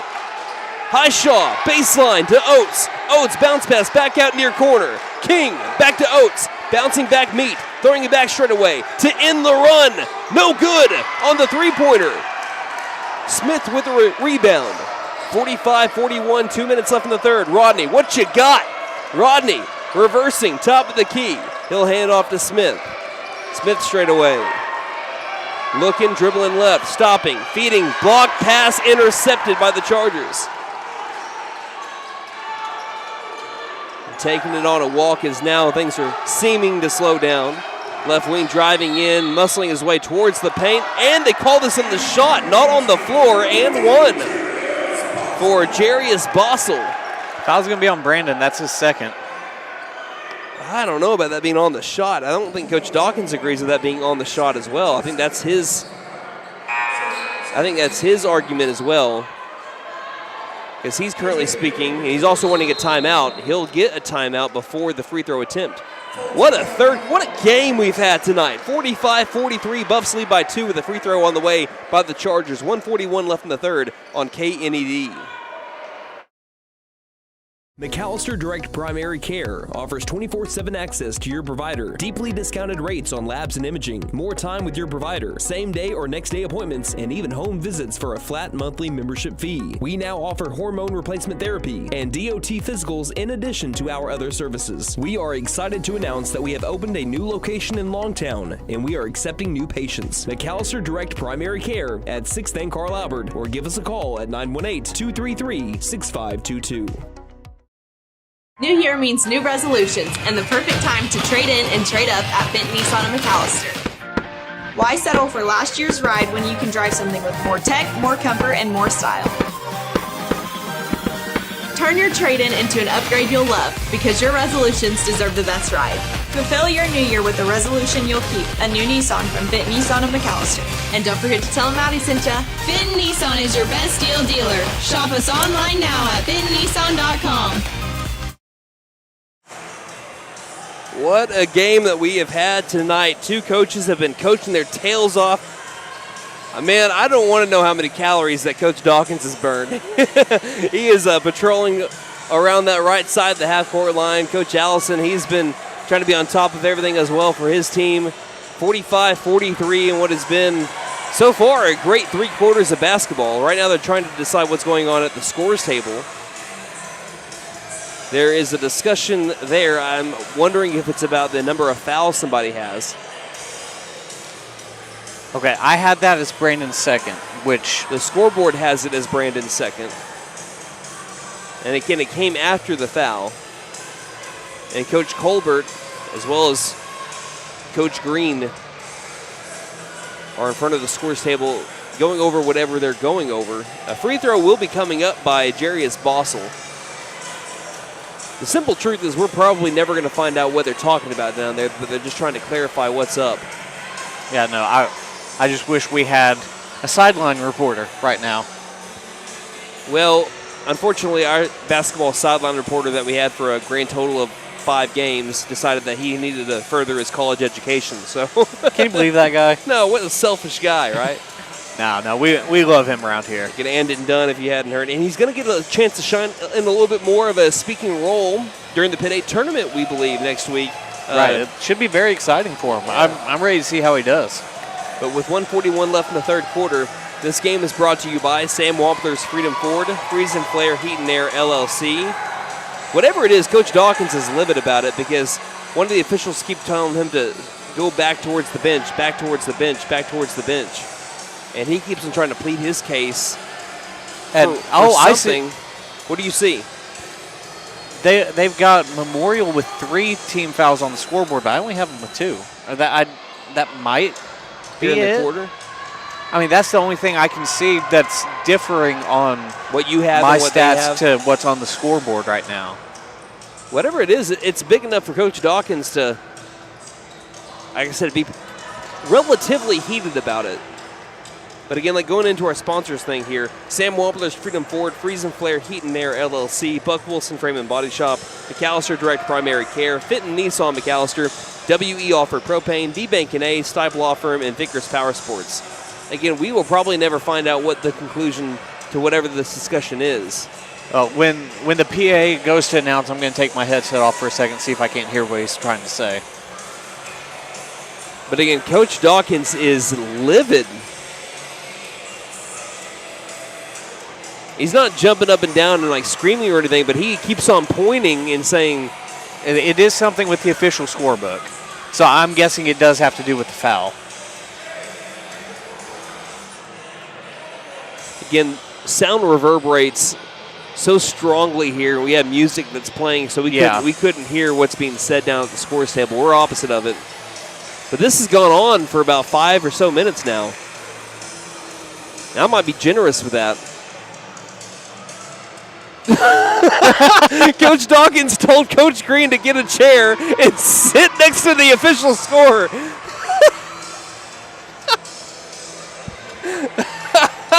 Coach Green is laughing it up over there. At least that's what I think happened. Is that what you can tell from here? Yeah. He's got the chair and he was moving over towards that table. Again, don't know what officially happened. Well, like I said, we'll probably never know because we'll never notice the difference. I figured maybe the PA guy would announce what happened, but we're going to ask about it next week on Coffee with the Coach, and yes. I cannot wait to hear whatever happened there. Free throw is up and made. After all of that, it was an and one, and Jarius Bossel gets the and one shot to go, and it's 45-44.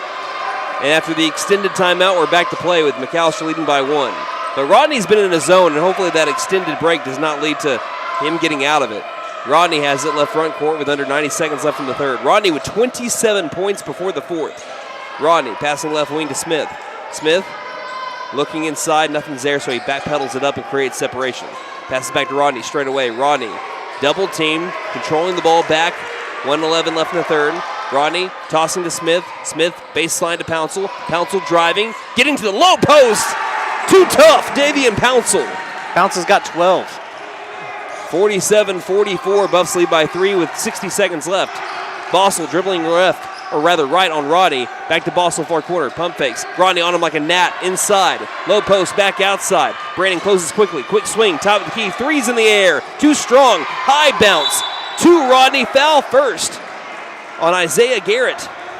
And Brandon, what rotational defense by the Buffs. They were on every shooter every time. And at most points, they had 2 people on every shooter. That was great. I mean, that was picture-perfect defense. Garrett picks up his second foul, far corner. Pouncil pumps. Back outside to Smith. McAlester with a 3-point advantage. They've outscored the Chargers by 5 here in the third quarter. Smith getting rid of it to Pouncil. Inside to Meat. Meat gathers at low post. Double team. Back out. Smith far corner. Lobbing to Rodney far sideline. 18 seconds left in the third. Rodney to Pouncil right by the half-court line, in trouble. Feeds it near corner to Boyd. Boyd wide open 3. Painted gold to Colby Boyd. 6-point McAlester lead, 50-44. 5 seconds, 3 seconds, 2 in the paint. Wild shot goes and 1. They said enough contact to warrant the 3-point play here for Sean King, who answers right back. With 1.6 on the clock in the third. Fouls on Brandon Smith, his third. Something to keep an eye on going into the fourth quarter. I still can't believe he made that shot. Like a gunslinger in the Wild West, shot it from the hip. In a quiet gym, free throw is made, and it's back to a one-possession game, 50-47. Clock started late, and a long heave by Brandon is short, and that's the end of the third quarter. What a game we got here in Tulsa. 50-47, McAlester leads by 3, trying to hold on and beat the top team in 5A4 that has not played a game in district play by less than a 20-point win. We'll see what happens in the fourth when we return. Put those fours up in the air, Buff fans. You're listening to McAlester Basketball on KNED.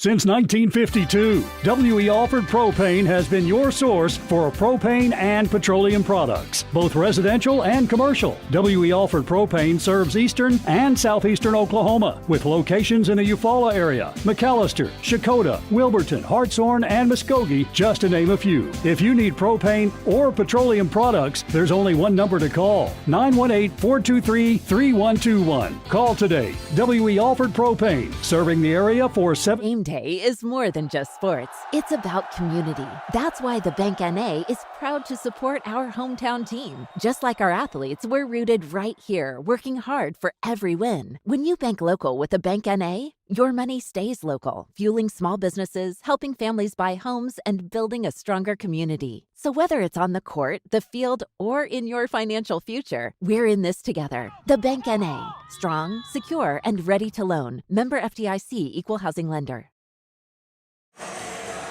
I have a dentist appointment at 7:40 in the morning tomorrow morning, and I don't know if I'm going to be able to tell my dentist, hey, that hurts. But I think every time that you talk to the dentist, it's all anyway. But what a game we've had tonight, 50-47 as we enter the fourth quarter, and what has been excellent ball by these two ball clubs. And immediately, 4 seconds into the fourth quarter, an offensive foul on the Buffaloes. Fouls on Jasper Meat, his third. Can't say anything about it because I didn't see where the foul occurred. But 10 seconds into the fourth, Chargers with the ball back with a chance to pull within one or tie the game.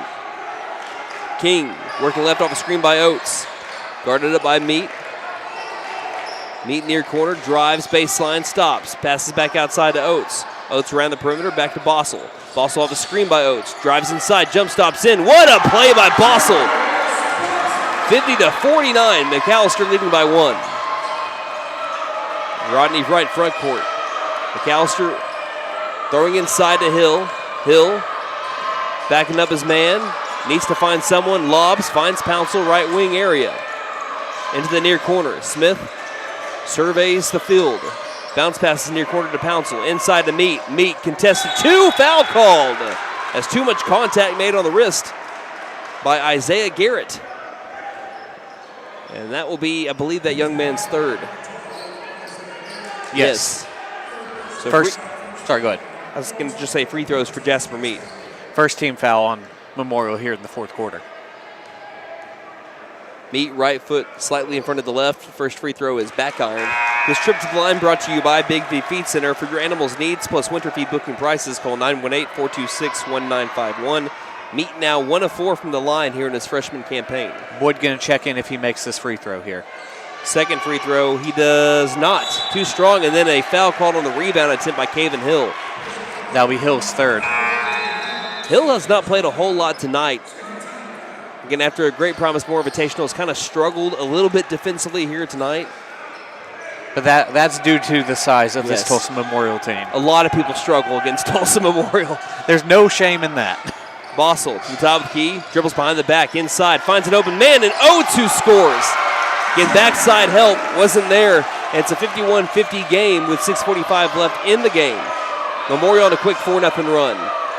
Hill, high post, right elbow, 2, got it. Just as I say that, the young man bounces back. He gives the Buffaloes a 1-point advantage, 52-51, 6.5 left in the game. His first 2 of the night. Bossel gives to King, who bounce passes it short corner far side. Looking back door for Oates, and the ball hit the out-of-bounds line. Turnover, Memorial. They don't do that very often. No, that's just the third unforced turnover of the day for him. Buffaloes lead by a point. Again, no team in district play has played the Chargers within a 20-point game. They're beating teams in the district by an average of 42.2 a game. And Caven Hill just fell on top of a Charger, but was he dragged down or did he fall on top of them? He was dragged down. Based on the reaction, foul's going to be on Fabian Harris. Okay, that is on the Chargers. That's his 4th, by the way.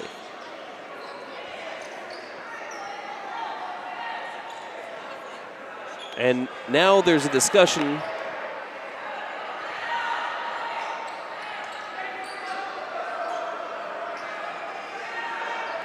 I'm not sure what the discussion not sure what was. it's for. And Coach Colbert sees something. What are we looking at? One of the officials is confused as well along the baseline. Oh, there's a wet spot. Okay. That he was trying to find the sweeper. See, if we were at home, Brandon would have already taken care of it. Yeah. We were made the joke during the Promise More Invitational that Brandon usually, if any player is going to sweep the floor, he usually finds that little mop thing and gets it done quickly so we can stay in a groove. Brandon passes to Rodney left front court with a 1-point McAlester lead. 6:08 left in the game. Rodney, step back, left wing 3 in the air. Too strong, offensive board. Boyd, second chance. Rodney towards the rim, right around him in. What an athletic move by Rodney Washington. What was the air time on that one, sir? 54-51, 5:50 left in the game. He's got 29 tonight against Memorial. Last year he averaged 23.3 per game against this team. There's a foul down along the baseline. Think this one's going to be on Caven. That'll be his 4th. 3rd team foul on McAlester in the 4th quarter. So both teams playing players with 4 fouls against them. 5:42 left. Bounce pass inside. 2-pointer up, and Hill just had to kind of leave him alone. If he would have stayed in midair, I think that would have been a foul called on him. Isaiah Garrett scores to make this a 1-point game. 54-53. Coach Dawkins will take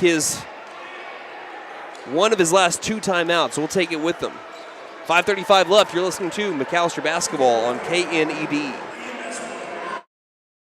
Stipe Law Firm, your first call when the unthinkable strikes for over 80 years. We focus on wrongful death, personal injury, truck and oil field accidents, insurance bad faith, probate, end-of-life preparation, and Social Security disability claims. We are here to advocate for you in all of your legal needs. We are a full-service law firm with over a century of experience representing Oklahomans across the state, professionally and discreetly. We win our cases in courtrooms, not on social media. Call today, 918-423-0421, or go online to stipelaw.com. At Vigorous Power Sports, we ride what we sell, so we know what works. U-Force 210 XL Pro Highland, sealed cab with HVAC, ride sync, and a power dump box. Year-round ready Z-Force 950 Sport, V-Twin Muscle Sport Suspension, carves hard, lands soft. C-Force 1000 Overland, top tier fit finish and firepower in a quad. Count on us for parts and service long after the sale. CF Moto, experience more. Vigorous Power Sports, 1904 South Main, 918-423-3306. Motorcycles and off-road vehicles can be dangerous to operate. Review all safety information before operating. Wear your safety gear and never operate a CF Moto vehicle under the influence. Visit cfmotousa.com for complete training and safety guidelines.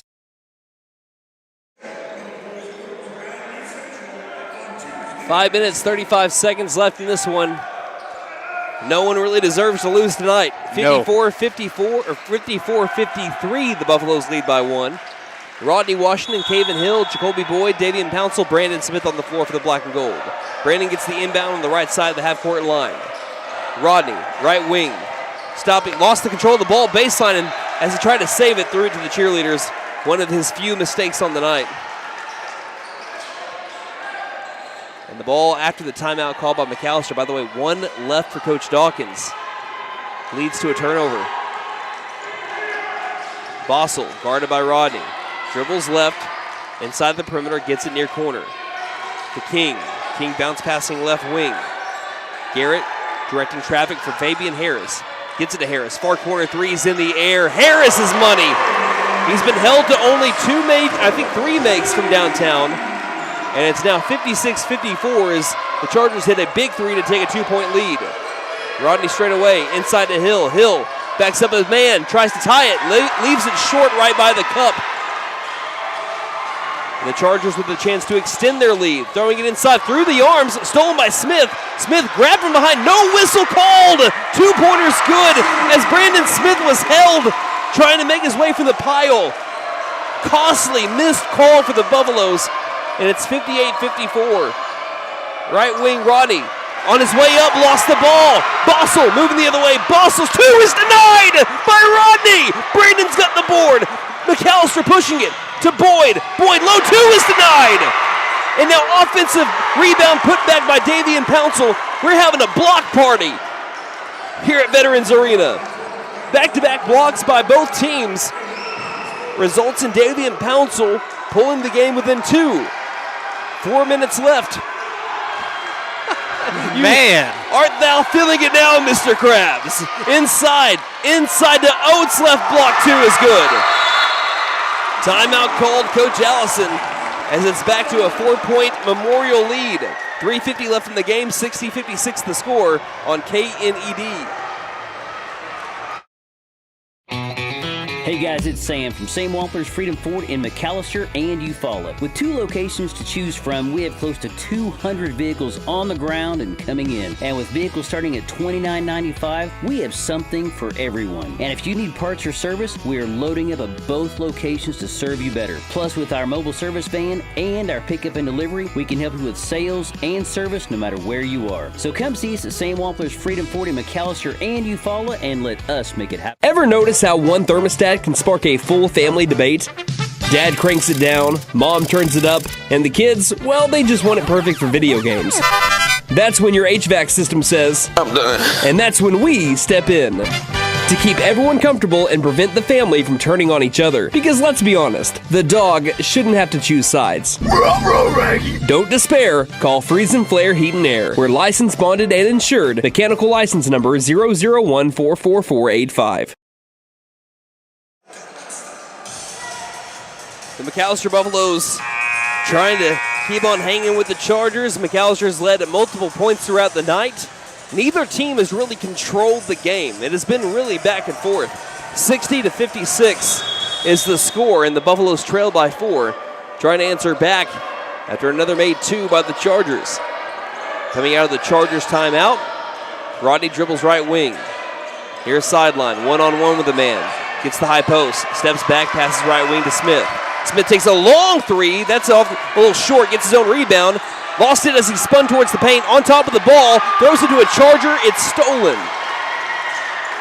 Tough possession there for the Buffs. 3:23 left in the game. Kicking, Harris. Harris right wing to the left wing. Open 3 in the air by Bossel, in and out. And as Pouncil's being grabbed, there's the call. As Pouncil was being grabbed from behind by Jay Oates. That is foul number 3, or were they quick with it? It is foul number 3, third personal on Jay Oates. Gives the Buffs the ball back. I think the officials have been great tonight. Saved one missed call. Yes. That led to a 2, and why it's a 2-possession game, we extend up to 1. Near corner 3 by Rodney is off. Pouncil couldn't grab the rebound. Instead, it hits off of a Charger out of bounds. Charger fans don't agree with that call. It did. And Pouncil will inbound baseline with 3:05 left in the game in a 4-point game. Pouncil finds Rodney near corner, 3-pointer in the air, too strong again. Rodney gets his own rebound courtesy of Davian Pouncil and throws it off of a Charger out of bounds. Buffs cannot lose their momentum. It feels like things are starting to stall a little bit. Can the final 3 minutes be a time where they get that momentum going again? Rodney angle right, dribbles in the paint. Rodney towards the rack, fouled on his way up. And Rodney's got 2 free throws coming up with a chance to eclipse the 30-point mark. And that'll be the 4th team foul on Memorial. Waiting to see who that foul is on. That is on number 12. That is his 4th. That's the guy, that's Mr. Do-It-All is what I've been calling him. Second on the team in points per game. Top rebounder at 9.2 a game. 2 blocks a game, 2 steals a game. It was halfway down the hoop. First free throw spun out. Too much English. This trip to the line brought to you by Big V Feed Center. For your animals' needs plus winter feed booking prices, call 918-426-1951. Rodney's second free throw, missed them both. Offensive rebound by Pouncil. Low post 2. He got it. Davian Pouncil says we're going to get ours one way or another. 60-58. 2:41 left. That's a big putback by Davian Pouncil. Might have gotten away with an offensive foul and rebound, but we're going to keep it quiet. It's been a physical game between two teams. Far sideline, passing into the corner. Harris inside. Pouncil right there on him. Double team. Ran over him. Charge called. Davian Pouncil had yourself a night, doing all the right things. And Brandon, he fouled out. Garrett has fouled out. Isaiah Garrett has fouled out Coach Allison. If you know the meme, he's gone surrender Cobra. Both hands behind the back of his head. They lose, arguably, on any given night, their best player. Their best player statistically, when you count all their stats. And Brandon, not only did he foul out, that is the 5th team foul on Memorial. McAlester will have free throws on any foul for the final 2 minutes of this game. Right wing Washington with his team down by 2. Gets a screen by Hill. Dribbling left side, stopping. Well guarded, far corner to Pouncil. Pouncil, he can't get to the paint. Back out left wing. Washington, top of the key for the lead. Off kilter, rebounded by Harris. 2 minutes left. Chargers with the board, move the other way. Far corner, back to a cutting man inside. And a pass attempt. And the official is right there on it to know that was a pass attempt. This will be on the floor. It's just the first personal on Pouncil. It'll be the 4th team foul, though. 1:53 left. Baseline inbound here. King, guarded by Smith. Bounce passes it, far corner to Harris. Harris guarded by Boyd. Gets into the front court. 1:48 left in a 2-point game. Dribbles near side, lost it, foul called, and free throws here for Fabian Harris. And just the first on Boyd as well. So both teams are in the bonus for the final minute 44 as McAlester picks up 2 quick fouls. Fabian Harris at the line. We talk about how good of a three-point shooter he is at 45%. You know, he's not even the top three-point shooter on the team. That's Bossel. As the first free throw is missed as it tumbles off the front side of the rim. Harris is an 88% free throw shooter. Misses the first one. Memorial is 7 of 10 from the free throw line tonight. Memorial 76% at the line as a team. Harris does split the trip. And Coach Dawkins wants a sub, and also, I think it's just a sub. Yes. He wanted it after the shot. It's a 3-point game, 61-58 as Moscato checks in. Boyd comes out. 1:44 left. Buffs down by a possession. Smith across the half-court line. Passes left wing to Pouncil. Pouncil looking inside, nothing's there. Gets the screen by Hill. Looks back door for Hill. Hill's a floater, good! 1-point game, Caven Hill with the right hand. 1:22 left. McAlester has officially made Memorial sweat. Left wing, Bossel driving in, 2-pointer, got it and one! And all Bossel says is, I wiped the sweat off my brow. A chance to make it a 2-possession game. I think the foul was on Rodney. If that was, that's his 3rd. Yeah, it is on Rodney. With how back and forth this game has been, for this to be a 2-possession game, if he makes this, it would be huge. Bossel, a 71% free throw shooter. No one down low to rebound. Shot is made. 4-point game, 64-60. Can McAlester answer back?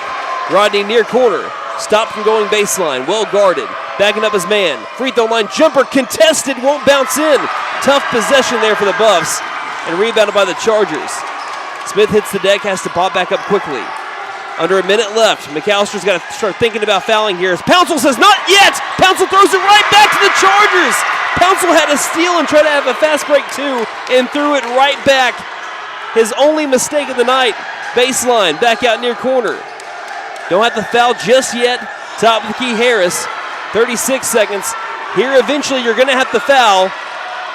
Throwing it inside, tipped.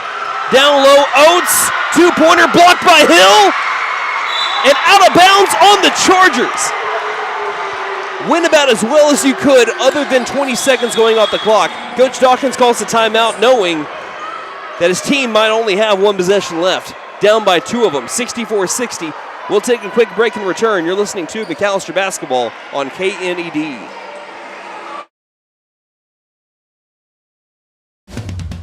Let's suppose you had a traffic accident. What do you do next? Yes, calling 911 might be a good idea. You'll also want to call your insurance agent. You know all that, but who would you call for repairs? Making that decision in advance is always wise. Ask friends and acquaintances. The name Buck Wilson is sure to come up time and again. They have the expertise, the equipment, and use only the best replacement parts. Buck Wilson Frame and Body Shop, 103 East Oklahoma in McAlester.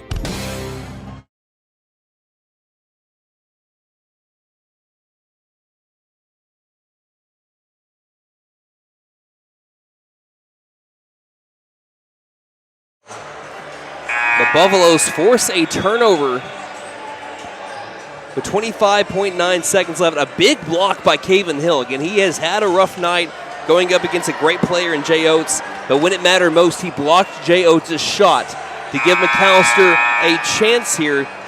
Down by 4, 25.9 seconds left. Can McAllister score on this possession to bring it back against the top team in 5A4? Inbound Rodney, here we go. 23 seconds. 20. Smith looking inside, pumps and drives. Smith contested 2, got it. Brandon Smith brings it back to a 2-point game. 13 seconds left as the ball continues to bounce. Coach Dawkins saying stop the clock as no one's went and got the ball. And what is Memorial fans upset about? Coach Dawkins is wanting a delay of game warning, I think. And I think we'll have a Memorial timeout here.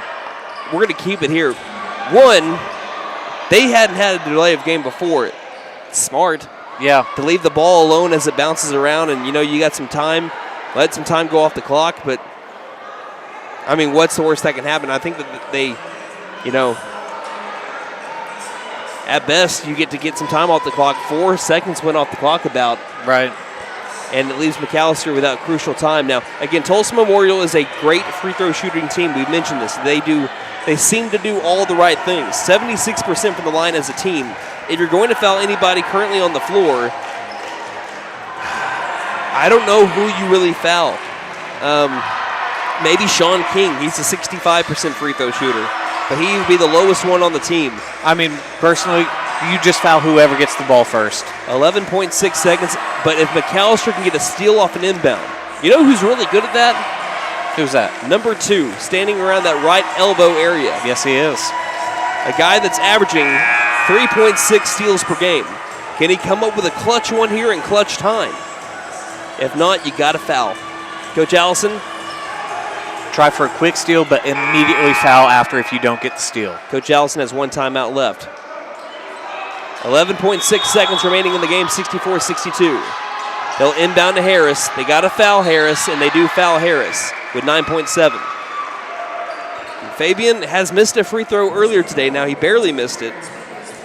He is an 88% free throw shooter. That's who they wanted to get the ball to, the team leader in free throw percentage. He looks calm, cool, and collected as he makes his way to the free throw line. 2 makes, doesn't essentially ice it, because McAllister can go down quickly and put another 2 up on the board. But it certainly makes things hard on McAllister. The foul was on Brandon Smith. That is his 4th. First free throw, good. Now, if he misses this free throw, a chance to tie it to send to overtime. It's a big if, though.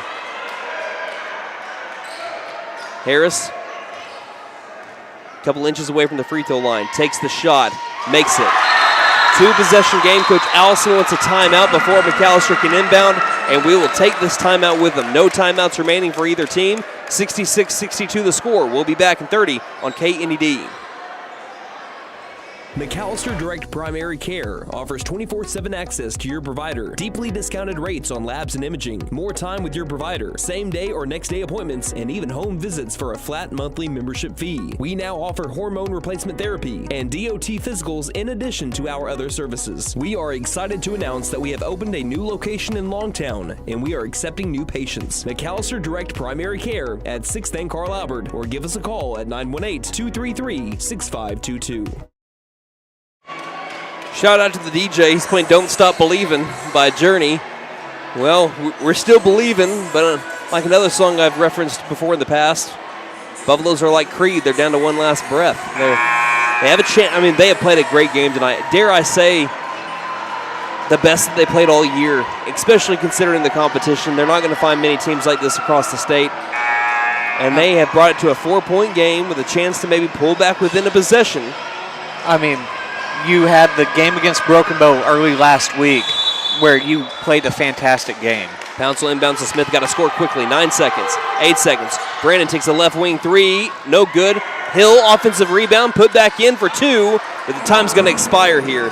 66-64, and that's the final. The Tulsa Memorial Chargers survive a scare from the McAlester Buffaloes. But Nate, you said before the game, if you win this game, you have a chance to tell the state we're here. I hate to have some moral victories, but I think with the way that McAlester played tonight, they said we're here. Yeah. The McAlester Buffaloes lose by 2 tonight, 66-64. But they nearly beat a team that was beating teams in the district by an average of over 40 points a game. And they did it in their house. And let me tell you, Brandon, I'm looking at the post-game stats right now. These stats almost are lying based off of how this game ended. Again, I cannot wait to get into these stats. A loss is a loss is a loss. You still didn't win the game. I know that nothing makes that feel better. But if you're McAlester, hats off to you. You have nothing to hang your head about, and you can only build off of this going into a road game on Friday at Pryor. What a game we had tonight. What a couple of games we had tonight. We'll recap them both when we come back. 66-64, the Buffaloes fall to Tulsa Memorial tonight behind heroics on both sides. We will take a break and return when we have all of our stats lined out here. You're listening to McAlester Basketball on KNED.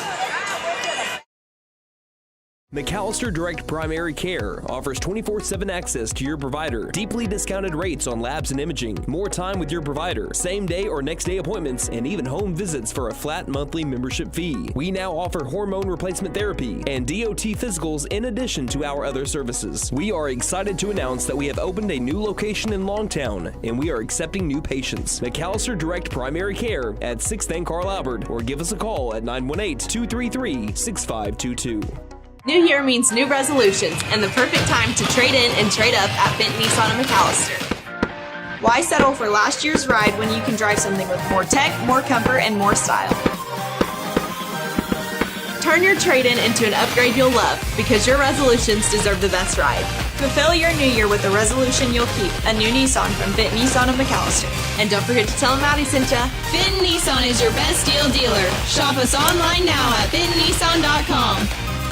Since 1952, W.E. Alford Propane has been your source for propane and petroleum products, both residential and commercial. W.E. Alford Propane serves eastern and southeastern Oklahoma, with locations in the Eufaula area, McAlester, Shakota, Wilburton, Hartshorn, and Muskogee, just to name a few. If you need propane or petroleum products, there's only one number to call, 918-423-3121. Call today. W.E. Alford Propane, serving the area for 70 years. Game day is more than just sports. It's about community. That's why the Bank NA is proud to support our hometown team. Just like our athletes, we're rooted right here, working hard for every win. When you bank local with the Bank NA, your money stays local, fueling small businesses, helping families buy homes, and building a stronger community. So whether it's on the court, the field, or in your financial future, we're in this together. The Bank N.A. Strong, secure, and ready to loan. Member FDIC, Equal Housing Lender. Stipe Law Firm, your first call when the unthinkable strikes for over 80 years. We focus on wrongful death, personal injury, truck and oil field accidents, insurance bad faith, probate, end-of-life preparation, and Social Security disability claims. We are here to advocate for you in all of your legal needs. We are a full-service law firm with over a century of experience representing Oklahomans across the state, professionally and discreetly. We win our cases in courtrooms, not on social media. Call today, 918-423-0421, or go online to Stipe.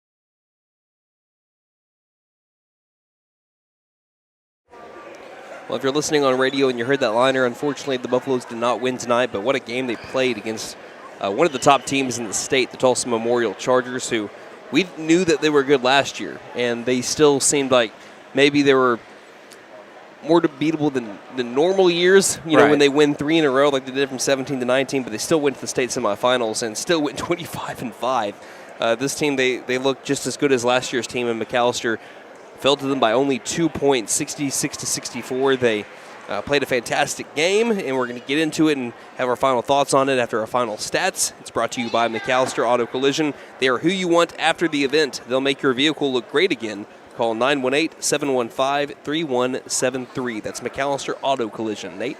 All right, Rodney Washington was your leading scorer tonight. He had 29 points on 53% shooting from the field, 5 of 11 from three-point range. Had 5 rebounds and a block. Next up, Davian Pouncil had 16 points tonight, 7 of 9 from the field. Fantastic game for him. 2 of 2 from the free throw line, 4 offensive rebounds, a total of 5 there. He also had 2 steals. Next up, Brandon Smith had 7 points today, had 6 rebounds along with 2 steals. Kaven Hill had 6 points on 3 of 5 shooting, 2 rebounds and a block. A big-time block late in the game. Against one of the better players in 5A. It kept McAlester in it. Next up, Jacoby Boyd hit a 3-point shot early second quarter, I think, or third quarter. Yeah, because he was over here in this near corner on the right side. Yeah. He also had an offensive rebound. Ty Moscato hit a 3 today, and Jasper Meat had 3 rebounds, a steal, and a block, and that'll do it for individual scoring. Now, you're excited about these post-game stats, these team stats here. McAlester, 24 of 47 from the field. That's good for 51%. Oh, man. The problem, Memorial, 26 of 45, good for 58% from the field. Do you know what is hilarious about what you just told me? What's that? Do you know what they're shooting from the field on the year? I'm going to guess 58% is below it. 58% is slightly above 56%. Man. And again, they're shooting 42% from 3 on the year, so that tells you anything. McAlester, 8 of 18 from 3, good for 44%. Tulsa Memorial, 3 of 15 for 20%. McAlester, 8 of 13 from the free throw line. Believe it or not, that's where Memorial won the game right there, was on the free throw line. They only took 1 more free throw, but they made 3 more. That's your ball game right there. And what did it come down to at the very end? Again, Fabian Harris had to hit 2 big free throws to make it a 2-position game. He did that. Yep. And what was the final score? 66-64. And so they were clutch when they needed to be. Again, neither team really deserved to lose tonight's game, and I'm going to get further into that, but you have more stats to talk about. McAlester out-rebounded Tulsa Memorial today, 22-16. Nice. McAlester had 9 offensive rebounds. Memorial only had 4. Really? After that, McAlester forced 9 Tulsa Memorial turnovers. They don't turn the ball over that often. I was about to say, I don't know. Let's see. Over the course of, they've now had 13 games. So you said they had how many? 9. Yeah, they average 8.3 a game. Okay. So a little bit over their average. Yeah, but right around it. And McAlester, with 15 turnovers, only lost this game by 2. And both teams had 3 blocks. And that's the end of the scoring. I'm going to have you give your final thoughts before I give mine, I think. I mean, we said it toward the end of the fourth quarter. This is the best this team's played all season long. I know you played Broken Bow. I kind of got into this a little bit, didn't really get to finish my thought. You played Broken Bow early last week. One of the best teams in 4A. Should very well be on their way to the state tournament. They have one Great in Hell. Memorial has 3 or 4. I mean, and that's no disrespect to Great in Hell, generational player. I mean, that's the talent that Tulsa Memorial has up and down their roster. But this is the best that this team has played, and I got to think when Memorial makes their way down to McAlester might be looking to get some revenge. Here's my final thoughts on this, and I can't believe we haven't really mentioned this before. How many times when there's a close game and you're considered the underdog and you're playing one of the top teams in the state and you lose it by 2 or maybe they win the game, you're thinking, well, you caught so-and-so, the favorite, on a rough night. Yeah. It usually always happens. If the underdog wins that game or a team that's heavily favored wins that game, you caught them on a rough night. Tulsa Memorial did not have a rough night. No, they had one of their I'm not going to say they had one of their best nights because obviously the 3 of 15 from 3, that's not how they normally shoot. But most of those came in that first 4 minutes, and then after that they were selective with their threes because McAlester took that away. Mm-hmm. The 3-ball wasn't open for them most of the night because McAllister's rotational defense was outstanding. They guarded the perimeter outstanding against some outstanding guards. Mm-hmm. Tulsa Memorial, I don't mean to speak for Coach Allison, I don't think that they played they didn't play an average game. They played a great game. Tulsa Memorial played a great game tonight. On paper and then also with their own eyes, we saw a great game. McAlester playing a great game as well, lost by only 2 against one of, if not Tulsa Memorial's better showings. Yeah, exactly. And that should make McAlester fans very excited. You didn't catch Memorial on a bad night. You stepped up to Memorial's level to play to that kind of level. It shows you the capability and the capacity of what McAlester can do. Mm-hmm. That's what's exciting about this game. I hate to say it because I still hate losses. I'm a competitive guy, but it's the best I felt after a loss in a long time of any McAlester loss.